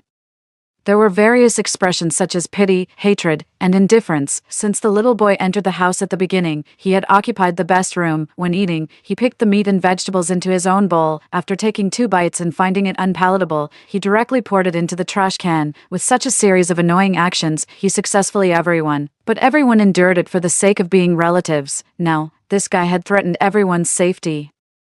How could everyone show mercy? You damned brat, you'll die a bad death. That's right, my Dante is so cute. What's your intention? The family scolded while protecting their precious child behind them, but they seemed to have a poor understanding of the situation. Seeing that they still dared to scold me recklessly, I smiled but didn't say anything. Instead, I operated on my phone to remotely unlock the electronic lock of my door. Remotely unlocking. Please confirm again whether to unlock. As the cold electronic voice sounded, everyone seemed to be stunned. Only Phoenix reacted. He rushed to the family at a sprint speed, punching the mother of Dante and kicking the father of Dante. He grabbed Dante and slapped him left and right. Dante's face immediately turned red and swollen. Suddenly, the little boy's family was dissatisfied, especially the mother of the little boy, since she couldn't push Phoenix away. She simply sat on the ground and cried and wailed, "Shut up. Do you want to make us all die?" With Phoenix's words, he instantly established his own image. Under his words, Dante's family seemed to be heinous criminals, while he, Phoenix, stood up resolutely for everyone's safety. The members of Phoenix's family who had been hesitant at first immediately stood on Phoenix's side after hearing his words. Some even helped Phoenix pull Dante's parents away and pin Dante to the ground, punching and kicking him. Their only purpose was to beg me not to unlock the door and not let the zombies in. There were also a few smart people who ran behind the door to find all kinds of things to block the door, for fear that I would open it. Seeing the miserable situation of Dante's family, I felt an indescribable sense of pleasure in my heart, especially Dante, who was now half dead on the ground, groaning feebly, completely different from his previous lively self. Good, keep it up. But move the things in front of the door away. I don't like it when people play tricks. After saying that, I turned off the remote communication of the surveillance. Although I didn't expect them to obediently listen to me, I could still create some conflicts among them. 10. I was in a very good mood these days. During the day, I watched their miserable situation through the surveillance, and at night, I went out to patrol. Life went on as usual, now, including Phoenix. Phoenix's family was having a hard time. After eating the remaining bread and canned food, they started drinking the remaining juice of the canned food mixed with a little water. As all the supplies were running out, Phoenix's family once again showed me what the law of the jungle was. They first killed Dante's family. After all, everyone had participated in the action before, worrying that I would open the door. In this regard, everyone's interests were the same. After killing Dante's family, Phoenix's family immediately got to work. They didn't even let the blood go to waste and collected it all. When I saw this scene in the surveillance, especially when they killed and cooked Dante's family like cattle and horses and ate them, I felt disgusted and worried. After all, cannibalism was something that normal people couldn't accept. I became even more determined to get rid of this group of demons. These people would definitely be a scourge if they were let out. After Dante's family was eaten up, Phoenix's eyes turned to a relatively weak family. This was a couple who looked very thin. Everyone subdued them with ease. When the couple was about to be killed and cooked, the husband begged bitterly for them to be spared, but everyone ignored him. Suddenly, Phoenix stopped everyone. At this moment, Phoenix had become the backbone of Phoenix's family. Phoenix proposed that it wasn't impossible to spare the two of them, but he hoped that the husband would go and lure the zombies away. As long as the zombies left, Phoenix's family could go out to find food and wouldn't have to eat them. After hearing Phoenix's idea, everyone nodded quickly and agreed, but the couple's faces were ashen. The roars of the zombies outside the door were still going on. It was obvious what the outcome would be if they went out to lure the zombies away at this time. Going out to lure the zombies away might give the two of them a chance to survive, although the hope was slim. But if they didn't go out, the two of them would become the next meal of Phoenix's family now. Finally, the husband gritted his teeth and decided to go by himself, while his wife stayed in the room as a hostage. 11. Phoenix hypocritically squeezed out some tears and said that it was all out of necessity, while crying.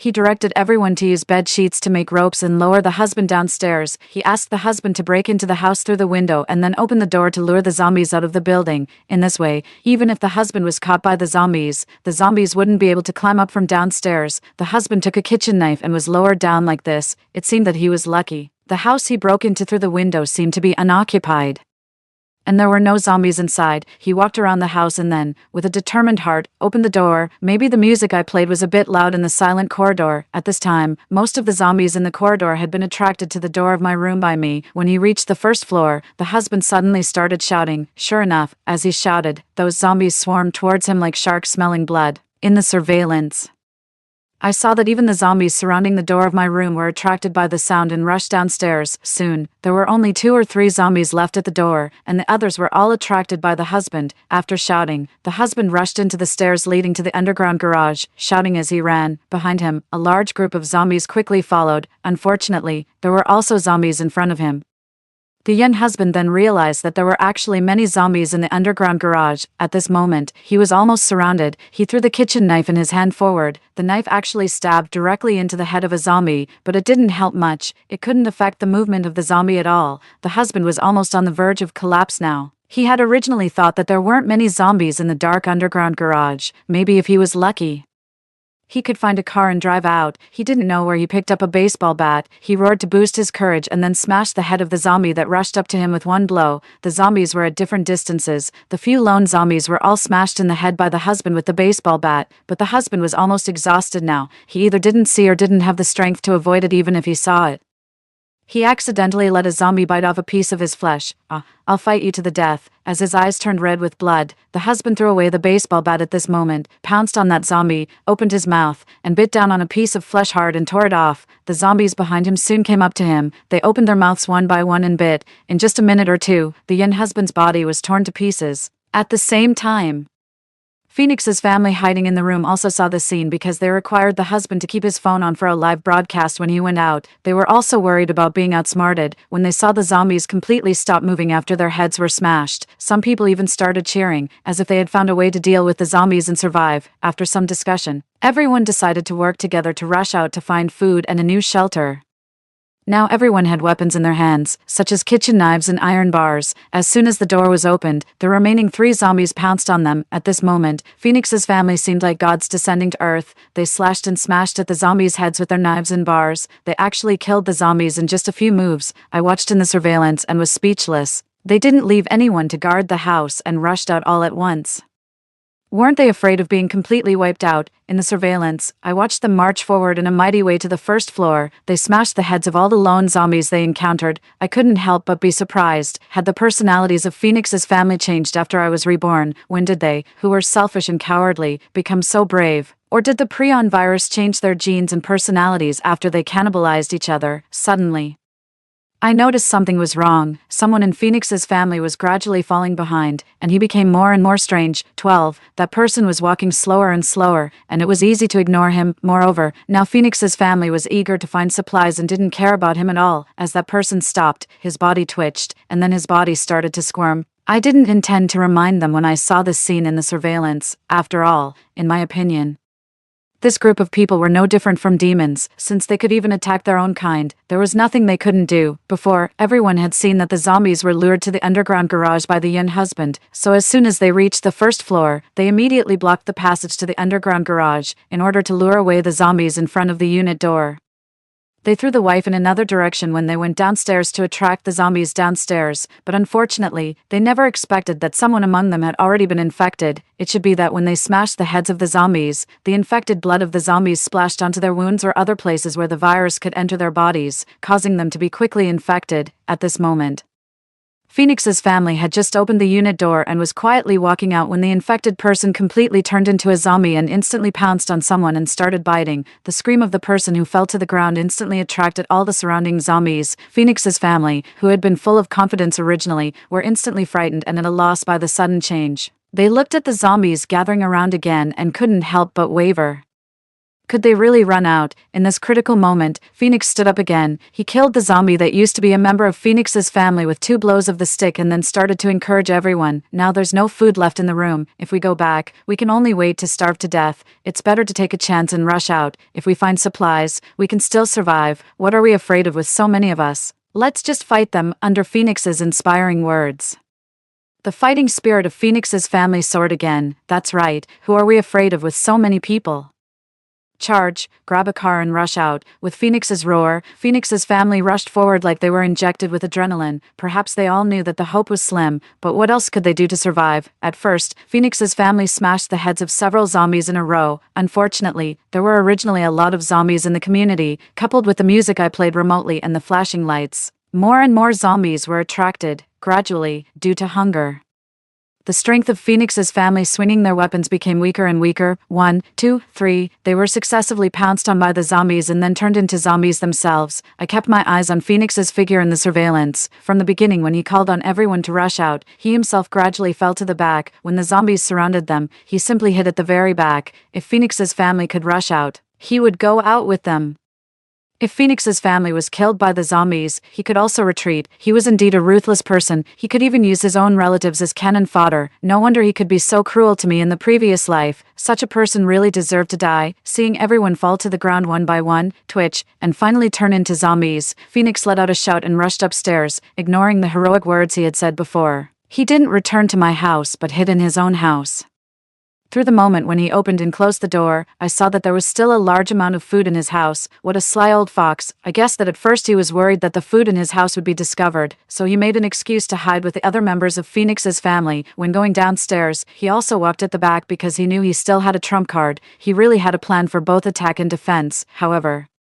Did Phoenix really think he would be safe hiding in the house? 13. I opened the owner group of the community and sent a message in the group. I heard that the resident of room 1602, building 23 has a large amount of supplies. Can you spare a little for me? After sending the message, I directly turned off my phone and started my daily routine of eating and patrolling again, before going to bed at night. I turned on my phone and found that the owner group had exploded.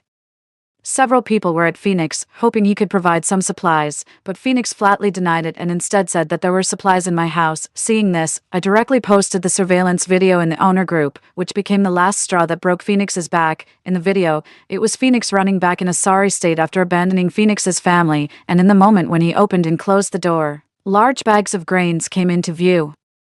Everyone had been hiding in their houses for so long, they had eaten everything they could, and they were almost at the point of tearing apart the sofa and boiling the leather to fill their stomachs. To dispel everyone's fear of zombies, I also specifically released the video of Phoenix's family smashing the heads of zombies. The starving people were so excited to see that it was so easy to deal with the zombies. And with Phoenix's house having so much stock, how could they hold back? Although no one in the group was saying anything at the moment, I didn't believe that everyone could hold back at night. The dark and windy night was the perfect time to take action, to give more people a chance to survive. Tonight, I deliberately turned off all the lights and sounds. In this way, the zombies in the community wouldn't gather downstairs, and they definitely wouldn't enter the corridor from downstairs specifically, in the darkness. I clearly saw several figures moving among the trees in the community. People had come, they seemed to have reached an agreement and quickly dealt with the few zombies wandering in front of the unit door. Coincidentally, those few zombies were the ones transformed from Phoenix's family. Now that their heads were smashed, they could finally be at peace. They entered the unit door and immediately locked it from the inside to prevent zombies from coming in later, in the surveillance. I watched their sneaky appearance and couldn't help but find it a bit funny. At this time, they should just charge in directly, but they were still doing all this. Soon, they reached Phoenix's door. One of them, who seemed to have some unlocking skills, took out a wire from his body and started fiddling with the lock. Unfortunately, Phoenix couldn't have been unprepared ever since I posted the video. He had reinforced and double-locked his door from the inside and blocked the door with things. At this moment, when he heard the sound of unlocking, he was as anxious as an ant on a hot pan. He knew that once the door was broken open, he would be in danger. Even if these people didn't kill him, he wouldn't escape the fate of becoming a zombie. 14. Guys, I really don't have much food at home. Please spare me. Phoenix started his act again, stalling for time while using a flashlight to irritate the zombies downstairs, hoping to draw them into the unit door to save himself. Hearing the voice from inside the house, the others were stunned for a moment. Then the leader-like person among them spoke. We just want some food. We have no other intentions. As long as you give us some food, we'll leave now. Guys, I really don't have any food at home. Please, spare me, Phoenix pleaded, just as they were in a stalemate. I used the surveillance installed outside to record Phoenix's act of using the flashlight to attract the zombies and posted it in the owner group again. When the people outside saw the video, they immediately got angry. We're still negotiating with you here, but you actually stabbed us in the back. What's there to negotiate about? After muttering for a while, they started a violent door-breaking action, not caring at all whether the zombies would be attracted. After all, in the quiet night, the sound could travel far. The locksmith took out his tools and soon removed the entire door, without the door blocking. Although Phoenix had blocked the passage with things, the few of them divided the work clearly and quickly moved the things to the corridor. Suddenly, only Phoenix was left in the living room, shivering. The leader, along with the locksmith, a muscular man, and a tall and thin man entered the house. They were like people who had discovered a new world when they saw the abundance of rice, noodles, meat, and vegetables. Their eyes immediately lit up, just as they were about to carry the things. Phoenix trotted over and instantly hugged the leader's thigh, wailing, "Get lost." The leader kicked Phoenix to the ground. "Damn it, you have so much food at home and you don't share any with us." "That's right, you have so much food that you can't finish it all by yourself. Let us help you share some," the others chimed in. As they were talking to themselves, their hands didn't slow down at all when stuffing things into their backpacks, but Phoenix was no easy-going person. After being kicked down, he lay motionless on the ground. When they had finished packing and relaxed their vigilance, he suddenly, without anyone noticing, pulled out a knife and stabbed the muscular man in the kidney. The muscular man let out a tragic cry. He endured the pain and pushed Phoenix away, pulled out the knife.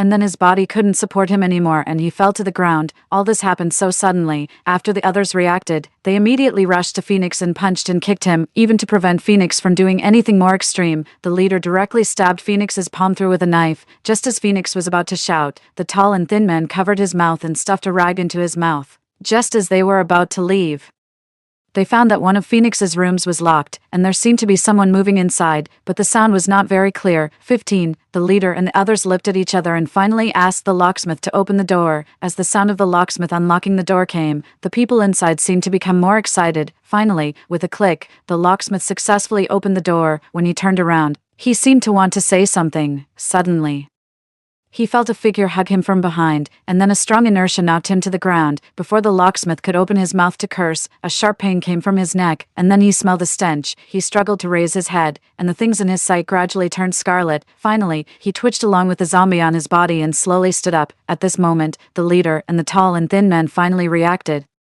Taking advantage of the fact that the zombies in the room were still on the locksmith, the two of them smashed the heads of the two zombies with one blow each. Before they could catch their breath, a little zombie jumped out of the room and bit the tall and thin man's arm. In an instant, the leader kicked the little zombie to the ground, and then the two of them rushed forward and killed the little zombie with a few slashes of their knives. I was dumbfounded watching this in the surveillance.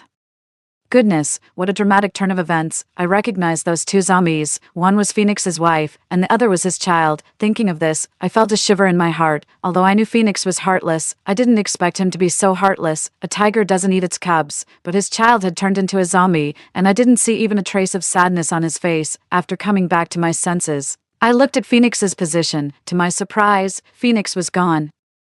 I quickly checked the surveillance in the corridor and found that Phoenix was staggering downstairs. At this time, the people in the house also found that Phoenix was gone. Without thinking much, they completely ignored the muscular man's wailing and carried their supplies and ran out. To them, the muscular man was already a burden at this time. Just as they were going downstairs, Phoenix had already reached the unit door. As if he had exhausted all his strength, he fell to the ground and then turned on the flashlight in his hand, shining it into the distance. Seeing this, I understood Phoenix's intention. He probably knew he couldn't escape, so he wanted to take a few more people with him before he died. Since that was the case, I would grant his wish. With this thought in mind, I picked up my phone and remotely controlled to turn on the lights of the building again. Although I didn't look at the screen anymore, the roars of the zombies and the screams and wails of the men still came into my ears through the earphones. Hearing this, my heart finally relaxed completely. This was a sense of pleasure of avenging my great hatred, and it was my own revenge. In the previous life, the murderer who killed me and my parents finally met his end at this moment. 3 years later, the bodies of the zombies had decayed,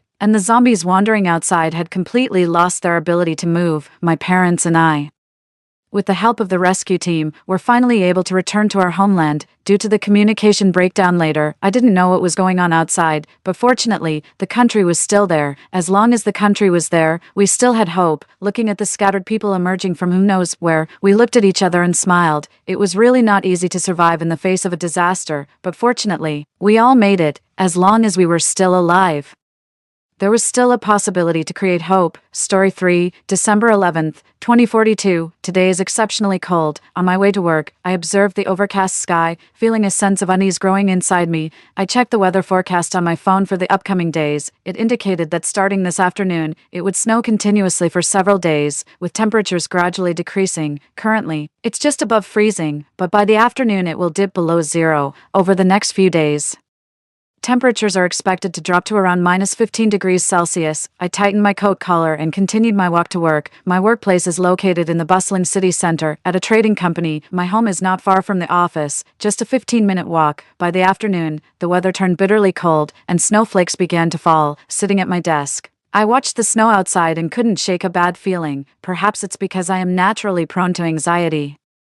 I have a history of neurosis, a kind of psychological disorder that causes frequent anxiety. Although my condition hasn't fully recovered, I blamed this familiar onslaught on my recurring issues. Despite reassuring myself, after work, I braved the snow and went to the large supermarket near my home. I live on the 18th floor of an old residential building in the city center, a house belonging to my parents. They moved back to their hometown after retirement and don't live here anymore, so this 3-bedroom apartment is currently occupied only by me. I filled a shopping cart with groceries and lugged 2 large shopping bags home, panting slightly from the effort. At the entrance of my building, Grandma from downstairs greeted me. "Sarah, why did you buy so much?" she asked. "Grandma, I ran out of food at home, so I bought a bit more this time," I replied casually as I entered the elevator. Truthfully, I'm not fond of small talk.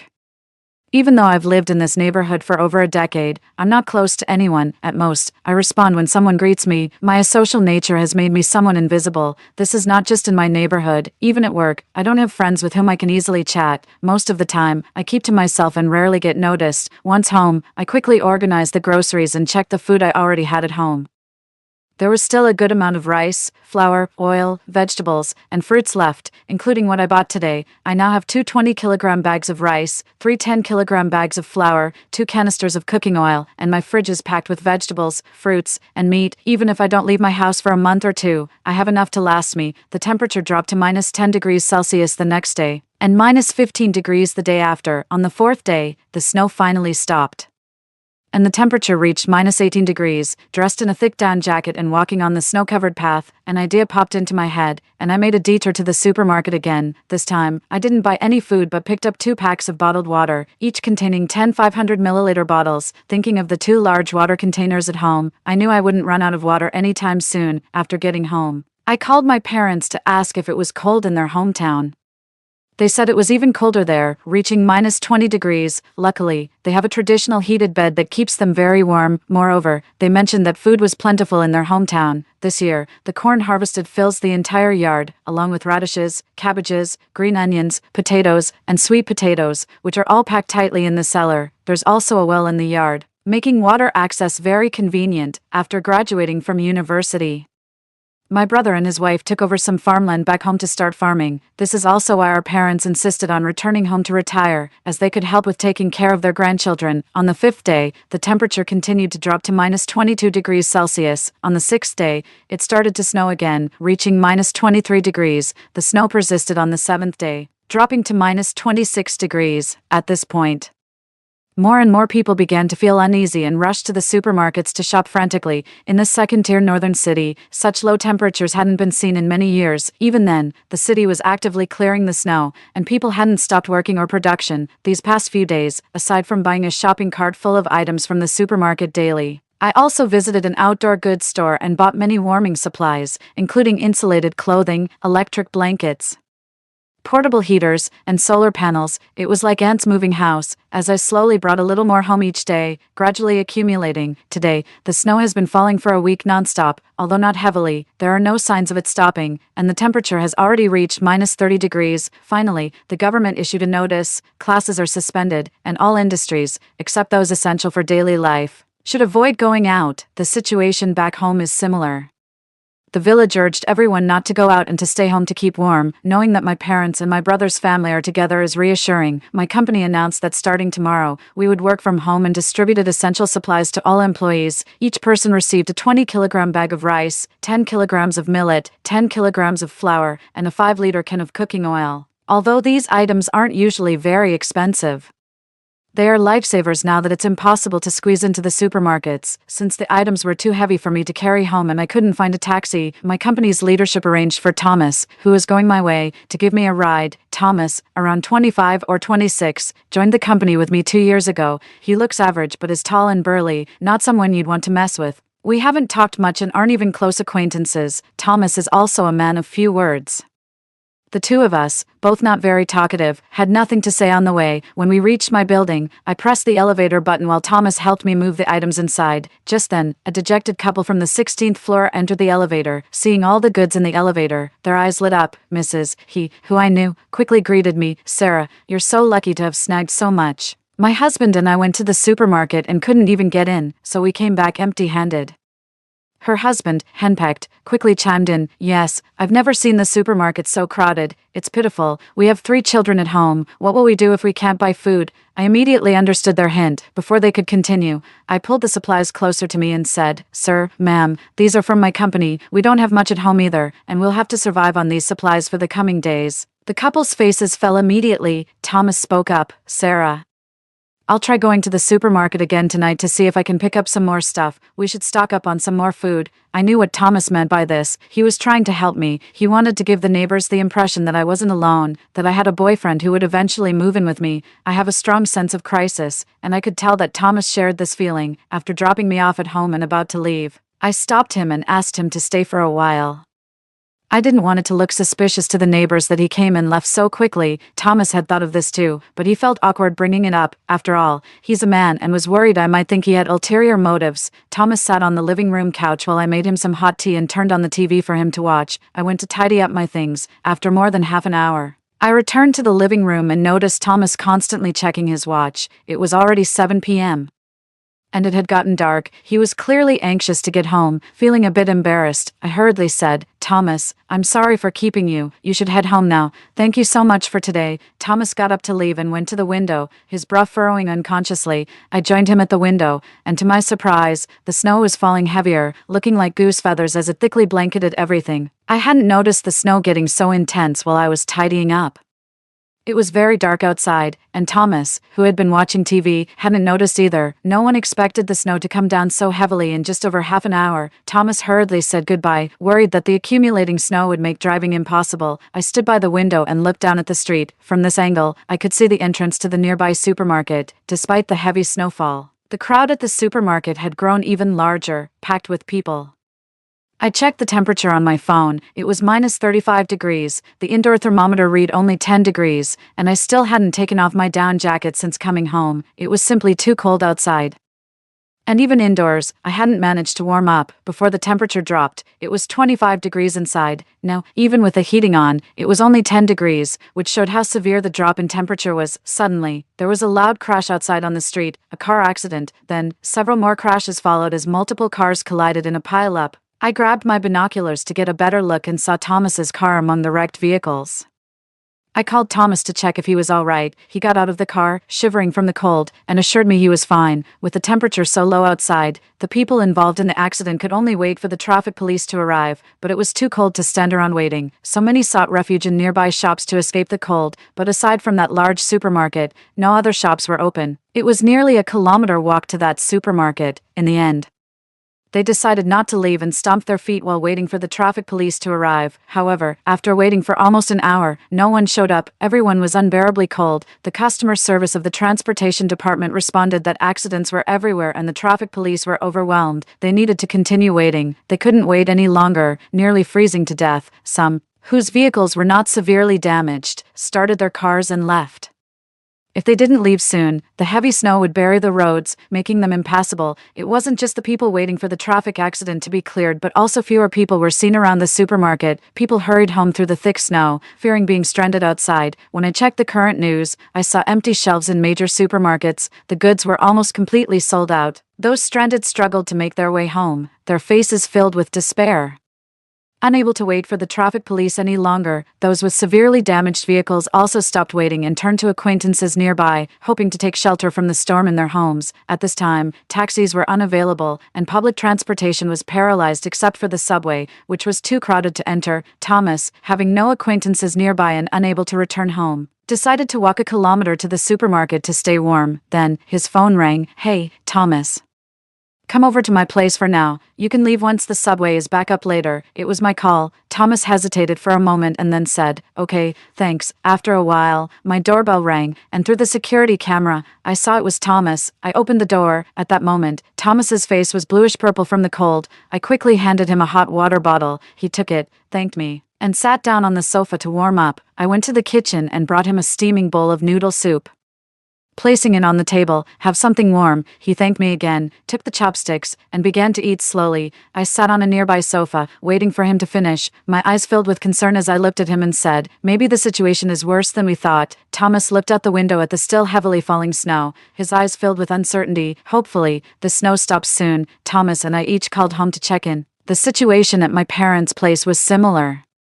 With heavy snowfall, their house, a 3-story bungalow, had independent heating systems and even a traditional claybed stove for backup. Claybed stoves were somewhat outdated, but my parents liked them, so they had one installed in every room. After hanging up, I heard Thomas still on the phone. "Dad, I still can't come back. Please take care and keep warm," only to hear an angry voice on the other end. "You little rascal. Not figuring out how to bring us supplies.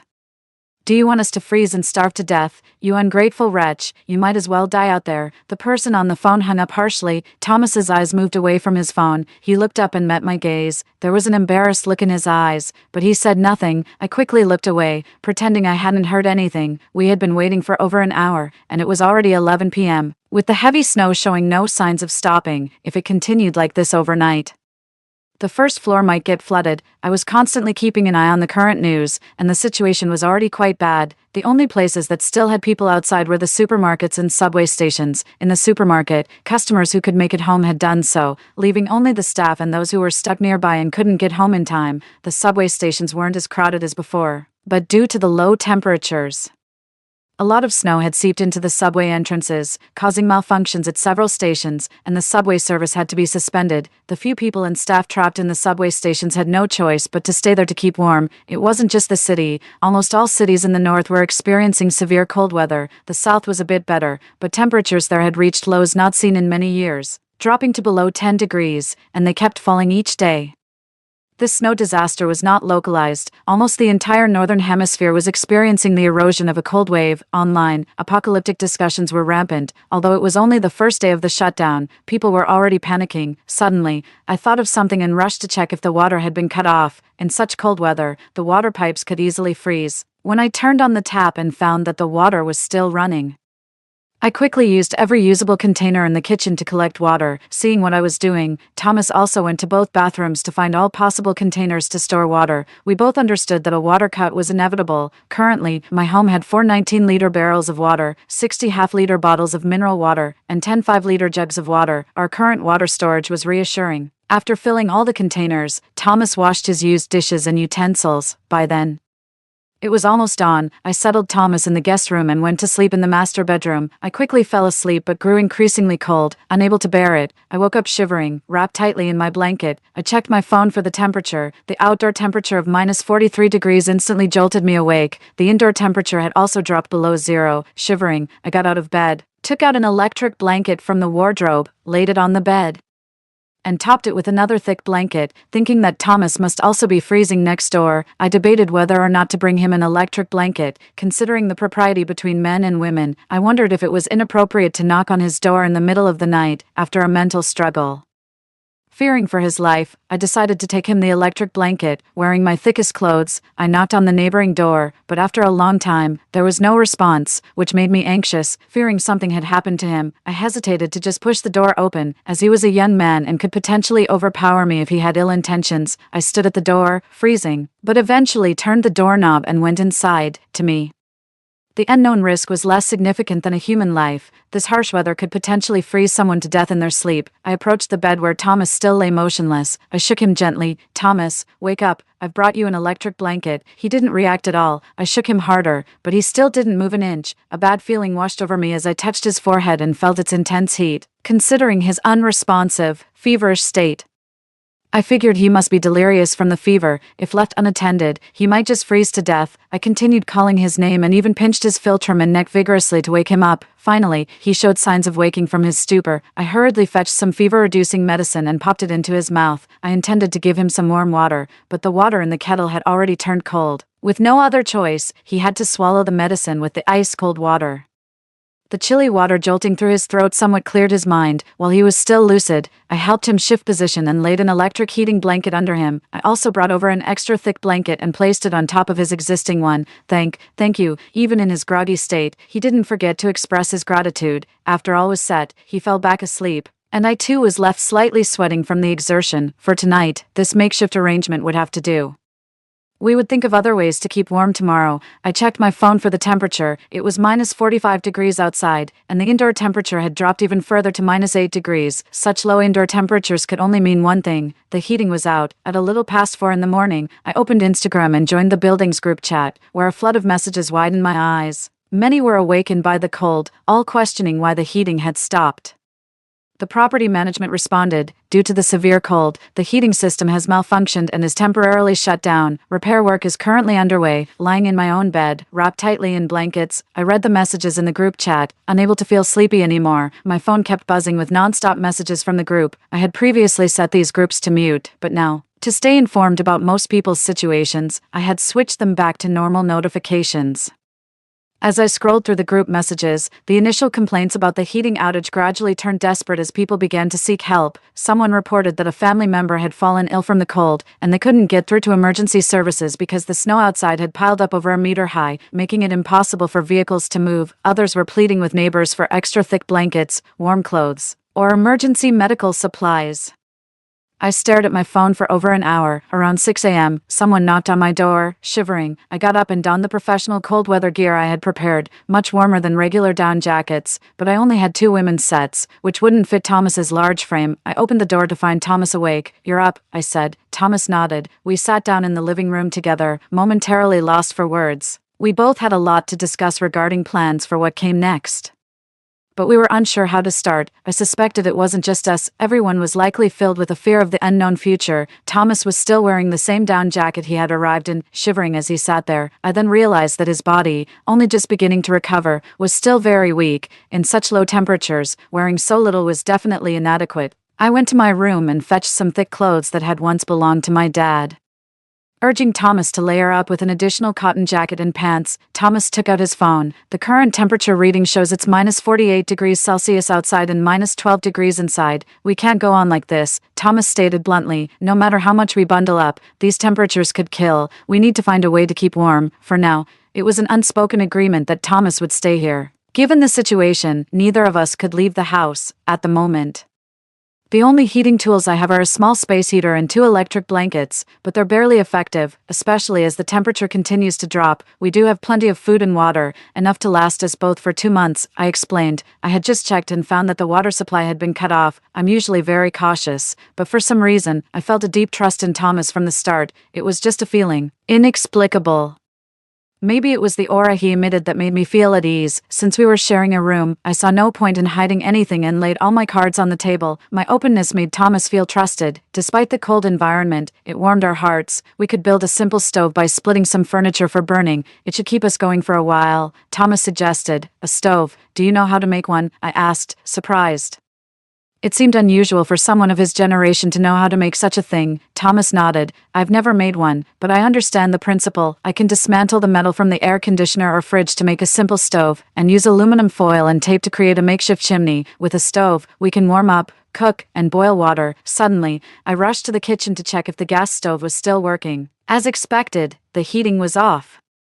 And so was the gas stove, since both used natural gas. My thoughts had been too chaotic to consider cooking as a future issue. Thomas and I shared some biscuits and drank some ice water for breakfast, then started preparing to build the stove. Thomas hadn't fully recovered yet, though he had taken some medication. He was still quite weak. Tasks like dismantling metal and chopping furniture with a cleaver were strenuous for him, but he insisted on not letting me take over, so he took on the primary tasks while I assisted him. After a whole day of effort, though exhausting, it made us feel less unbearably cold. By evening, the makeshift stove was ready. The stove was cylindrical, about 80 centimeters tall with a circumference of approximately 50 centimeters, made from the metal of a dismantled fridge and air conditioner. It had a small chimney that extended out through a window gap in the second bedroom, which we sealed off with tape. We placed the stove in the second bedroom because it was smaller and could be kept warmer more effectively. The room had a 1.5-meter bed, and we brought in another 1.2-meter temporary bed so that Thomas and I could sleep separately. Despite the inconveniences of a man and woman sharing a room, we had to overlook minor issues for the sake of survival, to make it less awkward. I hung a large bedsheet as a curtain between the 2 beds, giving us each our separate space. As for concerns about personal safety, I had dismissed such thoughts. After all, in such a cold environment, just surviving is difficult enough. Who has the energy to think about anything else? Besides, I can tell that Thomas isn't that kind of person right now. The most important thing for us is to stay alive. It's enough if the 2 of us can live together peacefully. After we fixed the stove and loaded it with some split furniture wood, the cabin slowly began to warm up. It's now 9 p.m. With the outdoor temperature at minus 53 degrees Celsius and the indoor temperature at minus 22 degrees. Before we started the stove, the indoor temperature had already reached minus 30 degrees. Now, after just a short while of burning, it has risen by 8 degrees, which has really cheered us up. Although the snow is still falling and the temperature continues to drop, we will do our best to persevere. Communication has not yet been cut off, although my phone has been ringing all day. I've hardly paid attention to the messages in the group chat. In a way, this is also an escape. I don't want to pry into others' suffering. Just a brief lip during the day revealed several messages about deaths. Though there's currently no power outage, the air conditioning lost its heating capability a long time ago. People without any solutions can only endure. If they can't endure, they face the fate of freezing to death. This is just the second day of the disaster, and already I don't know how many people around us have frozen to death. What will happen to people moving forward? The disaster area is too large for the government to conduct a full-scale rescue right now. The best thing we can do is wait and try to hold on. This is also what the officials are urging. My parents are still holding on for now. At this moment, Thomas's phone rang again, and he hung up directly. Today, his phone rang many times, and each time he hung up, each hang-up seemed to worsen his mood.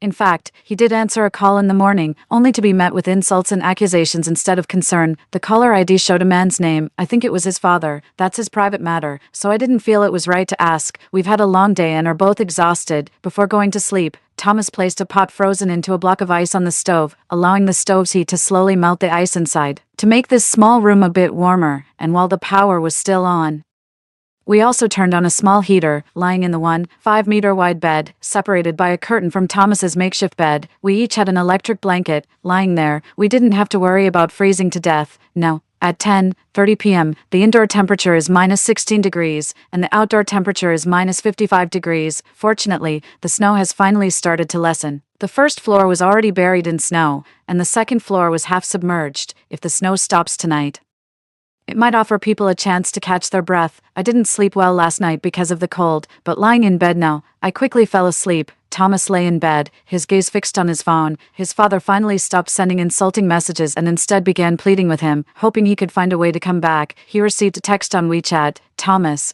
please bring back some warm clothes and food. We can't hold on much longer. Can you really bear to watch your own family die?" Thomas typed back, "How am I supposed to come back? Just to freeze to death outside?" The other person replied, "You ungrateful wretch, even if you die, you should die on the way delivering supplies." Thomas responded, "So you mean, even if there's a slight chance I can bring supplies back, I should risk it, even if it means I might die? This is what you owe me. I raised you and bestowed upon you immense kindness, a debt you could never repay. Not even if you died for me," they said.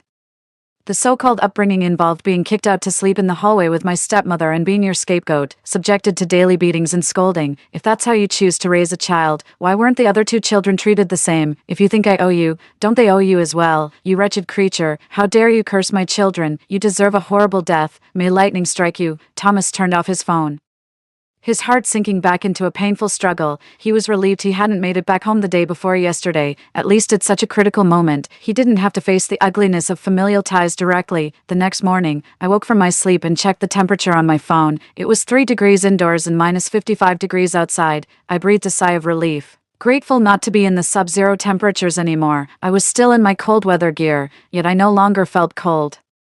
I got out of bed and pulled back the curtains. The snow had stopped, and at last, it was a clear day. This sparked a glimmer of hope in me. I first called my parents to ensure they were safe, then started browsing the news. The official report listed the national death toll due to the extreme cold at over 30,000 people. The comment section was filled with outrage. No one believed the numbers. Nearly everyone accused the figures of being fabricated, citing instances of people freezing to death around them. How could it possibly be just tens of thousands nationwide? People were furious, questioning why help hadn't arrived yet, why was there no heating or water, and why had the electricity gone out? When would this dreadful weather end? Reading these comments, my brow furrowed. Although we hadn't lost power yet, seeing the situation in other areas, it seemed only a matter of time. At that moment, I heard Thomas getting up. He pulled back the curtain dividing us, and sunlight flooded in. I managed to smile and greeted him. "Good morning, Thomas." After all, we were still alive, and it was best to try to keep our spirits up. Seeing the girl smiling in the sunlight, Thomas felt a warmth in his heart. Overnight, the water in the big pot on the stove had heated up. Thomas added more wood, stoking the fire. I poured some water into a smaller pot and cooked 2 packs of instant noodles. The bubbling noodles released an enticing aroma, making our mouths water. For us, who hadn't had a warm meal the day before, this was a feast in the freezing weather. Thomas and I savored the hot meal, feeling content. Our wood supply might last a month at most. If the weather doesn't improve or help doesn't arrive, it might get tough. Thomas paused. "Let's take it one day at a time," I replied, surprisingly relaxed. "Aren't you afraid of dying?" Thomas asked, noticing my indifferent attitude. We sat by the stove, my gaze drifting to the bright sunlight outside, which was almost blinding, causing me to squint slightly. What's the use of being afraid? Since it doesn't help, why drown in anxiety? I shifted my gaze back to Thomas.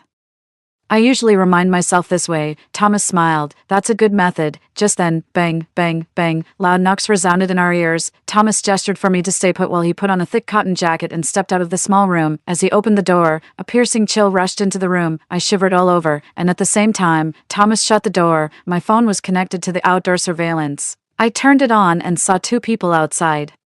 dressed in heavy clothes and wearing hats, scarves, and masks, making it impossible to identify them. Thomas, standing behind the door, asked, "Who is it?" The sound of a man's voice startled the two outside, who seemed to guess something. One of them, slightly taller, pleaded, "Is Sarah home? All three of our kids are sick. Do you have any medicine that you could spare us?" I recognized them. It was the couple from the 16th floor I had met in the elevator the day before yesterday.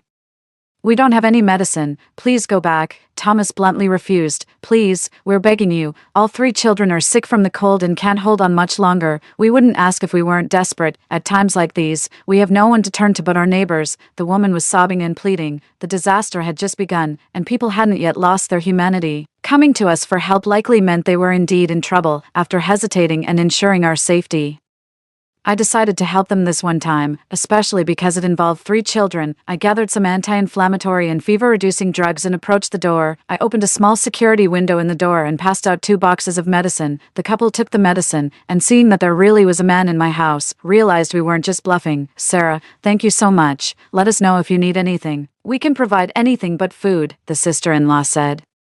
Filled with gratitude, "I don't need anything at the moment," I replied and closed the security window, hurrying back to the small room. Standing at the door for a short while, I felt like I was going to freeze solid. Back in the room, Thomas remained silent. "Thomas, do you disapprove of what I did?" I asked, shivering near the stove. Thomas shook his head. "No, the disaster has just begun. Being too cold-hearted now might make us targets later when people are desperate, actually. If you weren't here, I wouldn't have dared to give out the medicine. Letting them see you, knowing that I'm not a lone woman, probably made them think twice. You did the right thing. Helping others as much as you can while ensuring your own safety is the right choice. Thank you. No need to thank me. Everything here belongs to you. You have the right to manage it. Plus, I'm also benefiting from your kindness," Thomas said. "Thomas, we're in a symbiotic relationship now.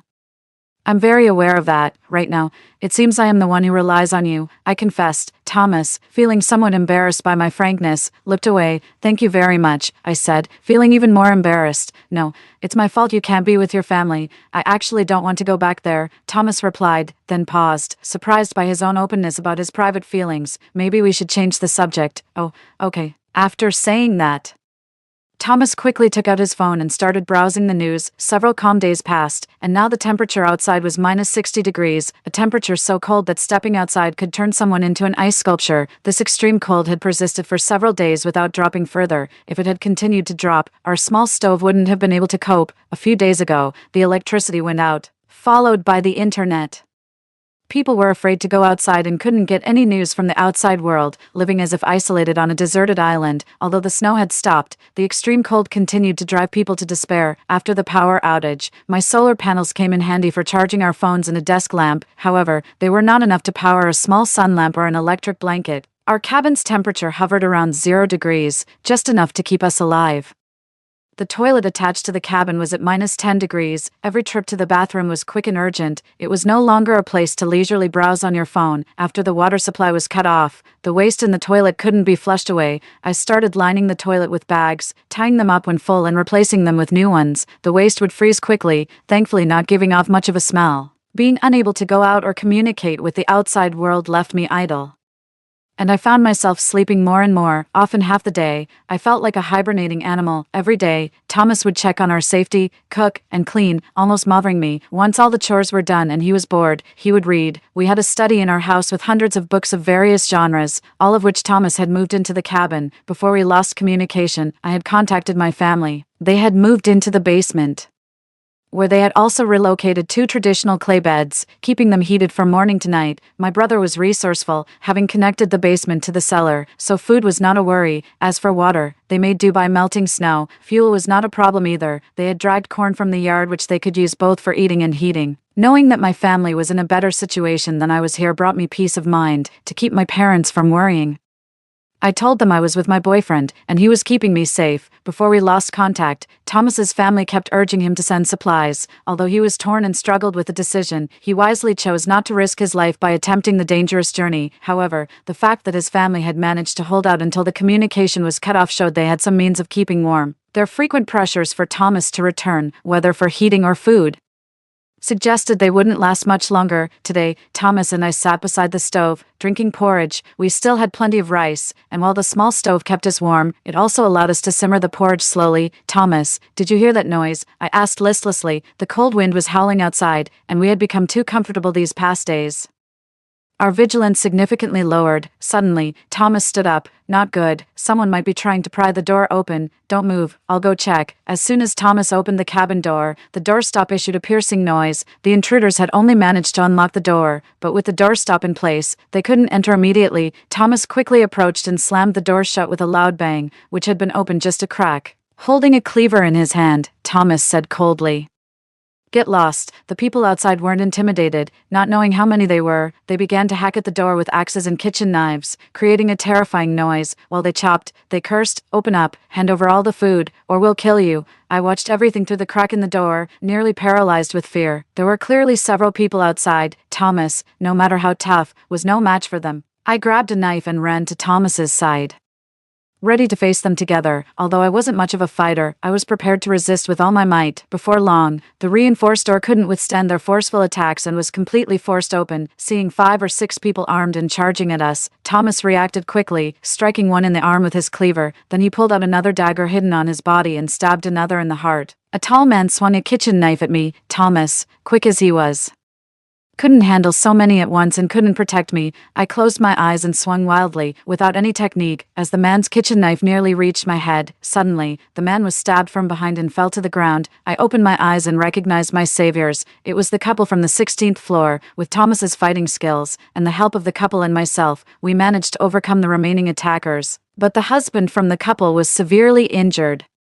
We hurriedly brought the couple inside. Nowadays, with a lack of medicine and their extreme weakness, it was clear they had pushed themselves beyond their limits to help us. Soon after, the man passed away, and his wife, collapsing in tears, still managed to plead, "Sarah, I'm not going to make it either. Today, my husband and I pushed ourselves to come help. We've been sick for a while, and there's no food left at home. Please, take care of my 3 children, I beg you." As she spoke, she began to cough violently, unable to stop, and suddenly coughed up blood. "Sister-in-law, hang in there. I'm going to find medicine for you. Don't worry. I'll take care of the 3 children. I'll look after them," I said, crying and frantically searching for medicine. Thomas didn't dare delay any longer and rushed to the 16th floor to bring the 3 children up. I found some anti-inflammatory and cough-suppressing medicine and tearfully tried to administer it to her, but she refused, gripping my hand tightly with her frail, bony fingers. "I won't take it. Save it for yourselves. Save it for the children." The children were finally brought up and began to cry loudly as they lay on their weak mother. Their mother comforted the children, assuring them everything was going to be okay and asked them to stay put and listen to me. She mentioned that Sister Sarah would take care of them. After she said these words, it was as if a great weight had been lifted off her shoulders, and she fainted. Thomas and I are not doctors, and we don't have any medical supplies at home. We knew that she probably wouldn't make it. Thomas and I moved her to a bed and let the children stay by their mother's side. We then went outside to deal with the bodies. When I pulled the masks off the faces of those 6 villains, I couldn't help but start retching uncontrollably. They were all neighbors from our building. A young couple from across the hall, a young man from downstairs, an older man from the 7th floor, and a woman from the 12th floor. I had no idea when they had conspired to rob me, but I understood that despite knowing there was a strong man in my house, they targeted me because they had seen me bringing substantial supplies home before the disaster. It's been 22 days since the disaster struck, and many families have run out of supplies. No one came out to see the commotion after such a big incident. I guess there aren't many survivors left in this building. Thomas and I broke the lock on the opposite door and moved the bodies inside. In their small room was a metal basin burning wood blocks. It seemed a lot had been burned in that basin, and without a chimney, the walls were all blackened. Even with this heating method, the temperature in the room was still around -20 degrees Celsius. It appears that our small stove was still the best at keeping us warm. We checked, and their home had no food left. This explained why they had come to rob us. Thomas looked at the burnt remains of their furniture and said, "This furniture will keep us warm for a while, right? And the wooden furniture from sister-in-law's house can also be used as fuel." We locked the fire escape door. Now no one could come up to this floor for the time being. After returning, I went to check on my sister-in-law on the bed. Her breathing was faint. I held the 3 children tightly. Tears continuously falling, Thomas ladled out some porridge for the children, telling them to eat slowly. The children, starved and frozen, eagerly devoured the warm food without a second thought. The eldest, a 9-year-old girl, the middle child, a 6-year-old boy, and the youngest, a 3-year-old boy. It was evident that their physical condition was much better than their parents', showing they had been well protected. My sister-in-law did not survive the night. She stopped breathing. Thomas and I moved her into the room across, laying her next to her husband, and covered them with a sheet. We stood silently with the children, holding a modest funeral for them. That night, I couldn't sleep at all, distressed by the day's bloody events, which had severely traumatized me. I was busy before and didn't have time to think, but now lying down, the discomfort and panic were overwhelming. Thomas sensed something was wrong and whispered through the curtain, "Sarah, can we talk? Could you come over here?" With the 3 children lying beside me, I carefully got out of bed and sat next to Thomas on the other side of the curtain. Thomas gently took my hand. "I'm here for you." My tears started falling uncontrollably again, and I quickly wiped them away. No, they'll freeze. "Sarah, would you like to hear about my family?" Thomas's voice was softer than ever. He held my hand. He didn't respond, merely sitting there in a daze. "When I was 8, my mother passed away. Just over 3 months later, my father brought home a stepmother. She was his mistress and a cruel woman. After moving into our house, she made me sleep in the hallway. Later, she dumped all the household chores on me and demanded that I serve her. If she was the slightest bit dissatisfied, she would beat and scold me. I had hoped my father would protect me, but he didn't. He joined her in abusing me. Finally, after enduring until the college entrance exams, I got into a university in the city and escaped from them. For years, we had no contact. Unexpectedly, after I had been working for 2 years and made the down payment on my own house, they shamelessly showed up, a family of 4, and refused to leave my home. You know what happened next. There was a heavy snowstorm, and I couldn't return. That man kept pressuring me daily to send them supplies. His words finally snapped me back to reality, and my gaze fixed on his face. "Thomas, it must be very painful for you." Yes, I suffered for many years, even contemplated suicide multiple times, but I survived, and I've been slowly healing myself, seeking redemption. So, Sarah, remember, nothing is insurmountable. Thomas placed his hand on his heart, his expression deeply sincere, because we have a strong instinct to persevere. As long as we are willing, we can endure anything. Unable to control myself any longer, I moved closer into Thomas's embrace. If he could break free from the curse of not being loved by his father, why couldn't I overcome my fears? In the days that followed, my spirits gradually recovered. We lived in this small cabin with our 3 children. At first, the children were quite reserved, but gradually, as they saw that we genuinely cared for them, they let their guard down and became more lively. Before, Thomas and I were scarcely active in this cabin, so we ate very little. Now,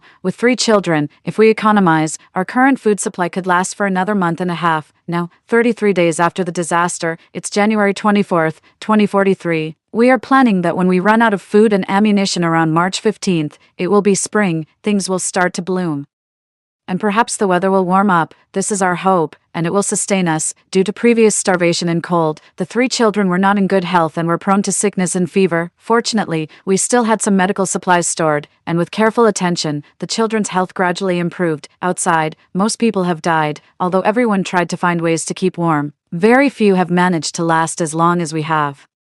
Most died from illnesses linked to the severe cold without receiving treatment. Others died from the combined effects of hunger and cold. Surprisingly, those who died purely from freezing were in the minority. A month has passed in the blink of an eye, and now it's February 28th, 2034. Inside the cabin, the 5 of us huddled around the stove, with Thomas holding a book, narrating his story. An image of peaceful times. Tomorrow marks the arrival of March, yet the temperature remains unyielded. It's hard to know if spring will bring any hope of renewal. Half a month later, just as planned, we ran out of supplies. Fortunately, the temperatures began to rise. It's unclear how much it warmed outside, but the temperature inside our cabin increased by 3 degrees. Looking outside from the window, the snow seemed not as thick, revealing the tops of buried vehicles. It wasn't that the snow had melted, rather, it had sublimated under the sun's rays. Thomas mentioned that there was still food in his car, leftovers from what his company had provided. If we retrieved that food, it could sustain us for a while longer. I vehemently disagreed. Despite the temperature rise, no one could be sure whether leaving would lead to freezing to death. I couldn't let him risk it, even if we were to die. I wanted us to be together as a family, through these hard times. We had grown to regard each other as the closest of kin. Thomas was stubborn this time. Insisting on going, he argued that any slight chance of survival was worth trying to extend our lives. I couldn't stop him, and watched helplessly as he prepared to leave. Unable to control myself any longer, I rushed to him, hugged him, and kissed him, tears streaming down my face. "Thomas, promise me you'll come back." He gently wiped away my tears, soothing me with a soft voice. "Be careful of frostbite, don't worry. For you and the kids, I'll do everything to return." Eventually, he left. Dressed in the oversized cold-weather gear I had adjusted for him, fully equipped for the journey, his car was parked on the road by our apartment complex entrance, only about 300 meters from our building. That was why Thomas felt compelled to go. Hope was literally just around the corner, and he couldn't just watch it slip away. I kept watch with a telescope, monitoring his every move. I saw him exit the building, saw his body sink slightly into the snow which had hardened. He trudged forward, each step arduous, but he persevered. Finally, he reached the car, chopping at the door with an axe. After what seemed like an eternity, he managed to pry it open. He laboriously packed the food into a box, tied it with a rope, and began dragging it back. What I didn't know was that beneath his thick clothes he was sweating from the exertion. Finally, he safely entered the building, disappearing from my view. A foreboding feeling crept into my heart.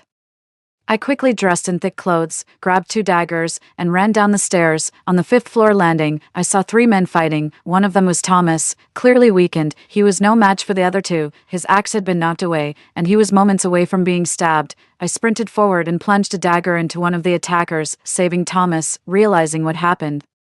Thomas picked up the axe from the ground and struck the other man who was about to attack me with a kitchen knife. In that critical moment, Thomas was quicker, killing the man before collapsing from exhaustion. I rushed to help him up, checking for injuries. Fortunately, his protective gear had absorbed most of the impact, and he was only slightly injured. After resting briefly and once Thomas had regained some strength, we carried the supplies back up together. With these supplies, we managed to hold on for nearly another month, until we finally heard the sound of rescue helicopters outside. That sound, like music from heaven, seemed to pull us out of a dire situation. Thomas, the kids, and I made our way to the rooftop, frantically waving at the helicopter. Slowly, more and more survivors appeared on other rooftops, once rescued and brought to an underground city. We settled down and started anew. A few days later, my parents and brother were also rescued. Seeing them again, I couldn't help but burst into tears. There were no signs of Thomas's family among the survivors in the underground city, indicating they hadn't made it through. Thomas had long come to terms with his selfish family members. According to official announcements, this disaster will last for many years. Even in the summer,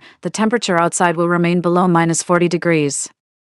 Therefore, our future homes will be permanently situated in underground cities. For us, as long as we can be with the people we care about and live well, even underground can feel like heaven.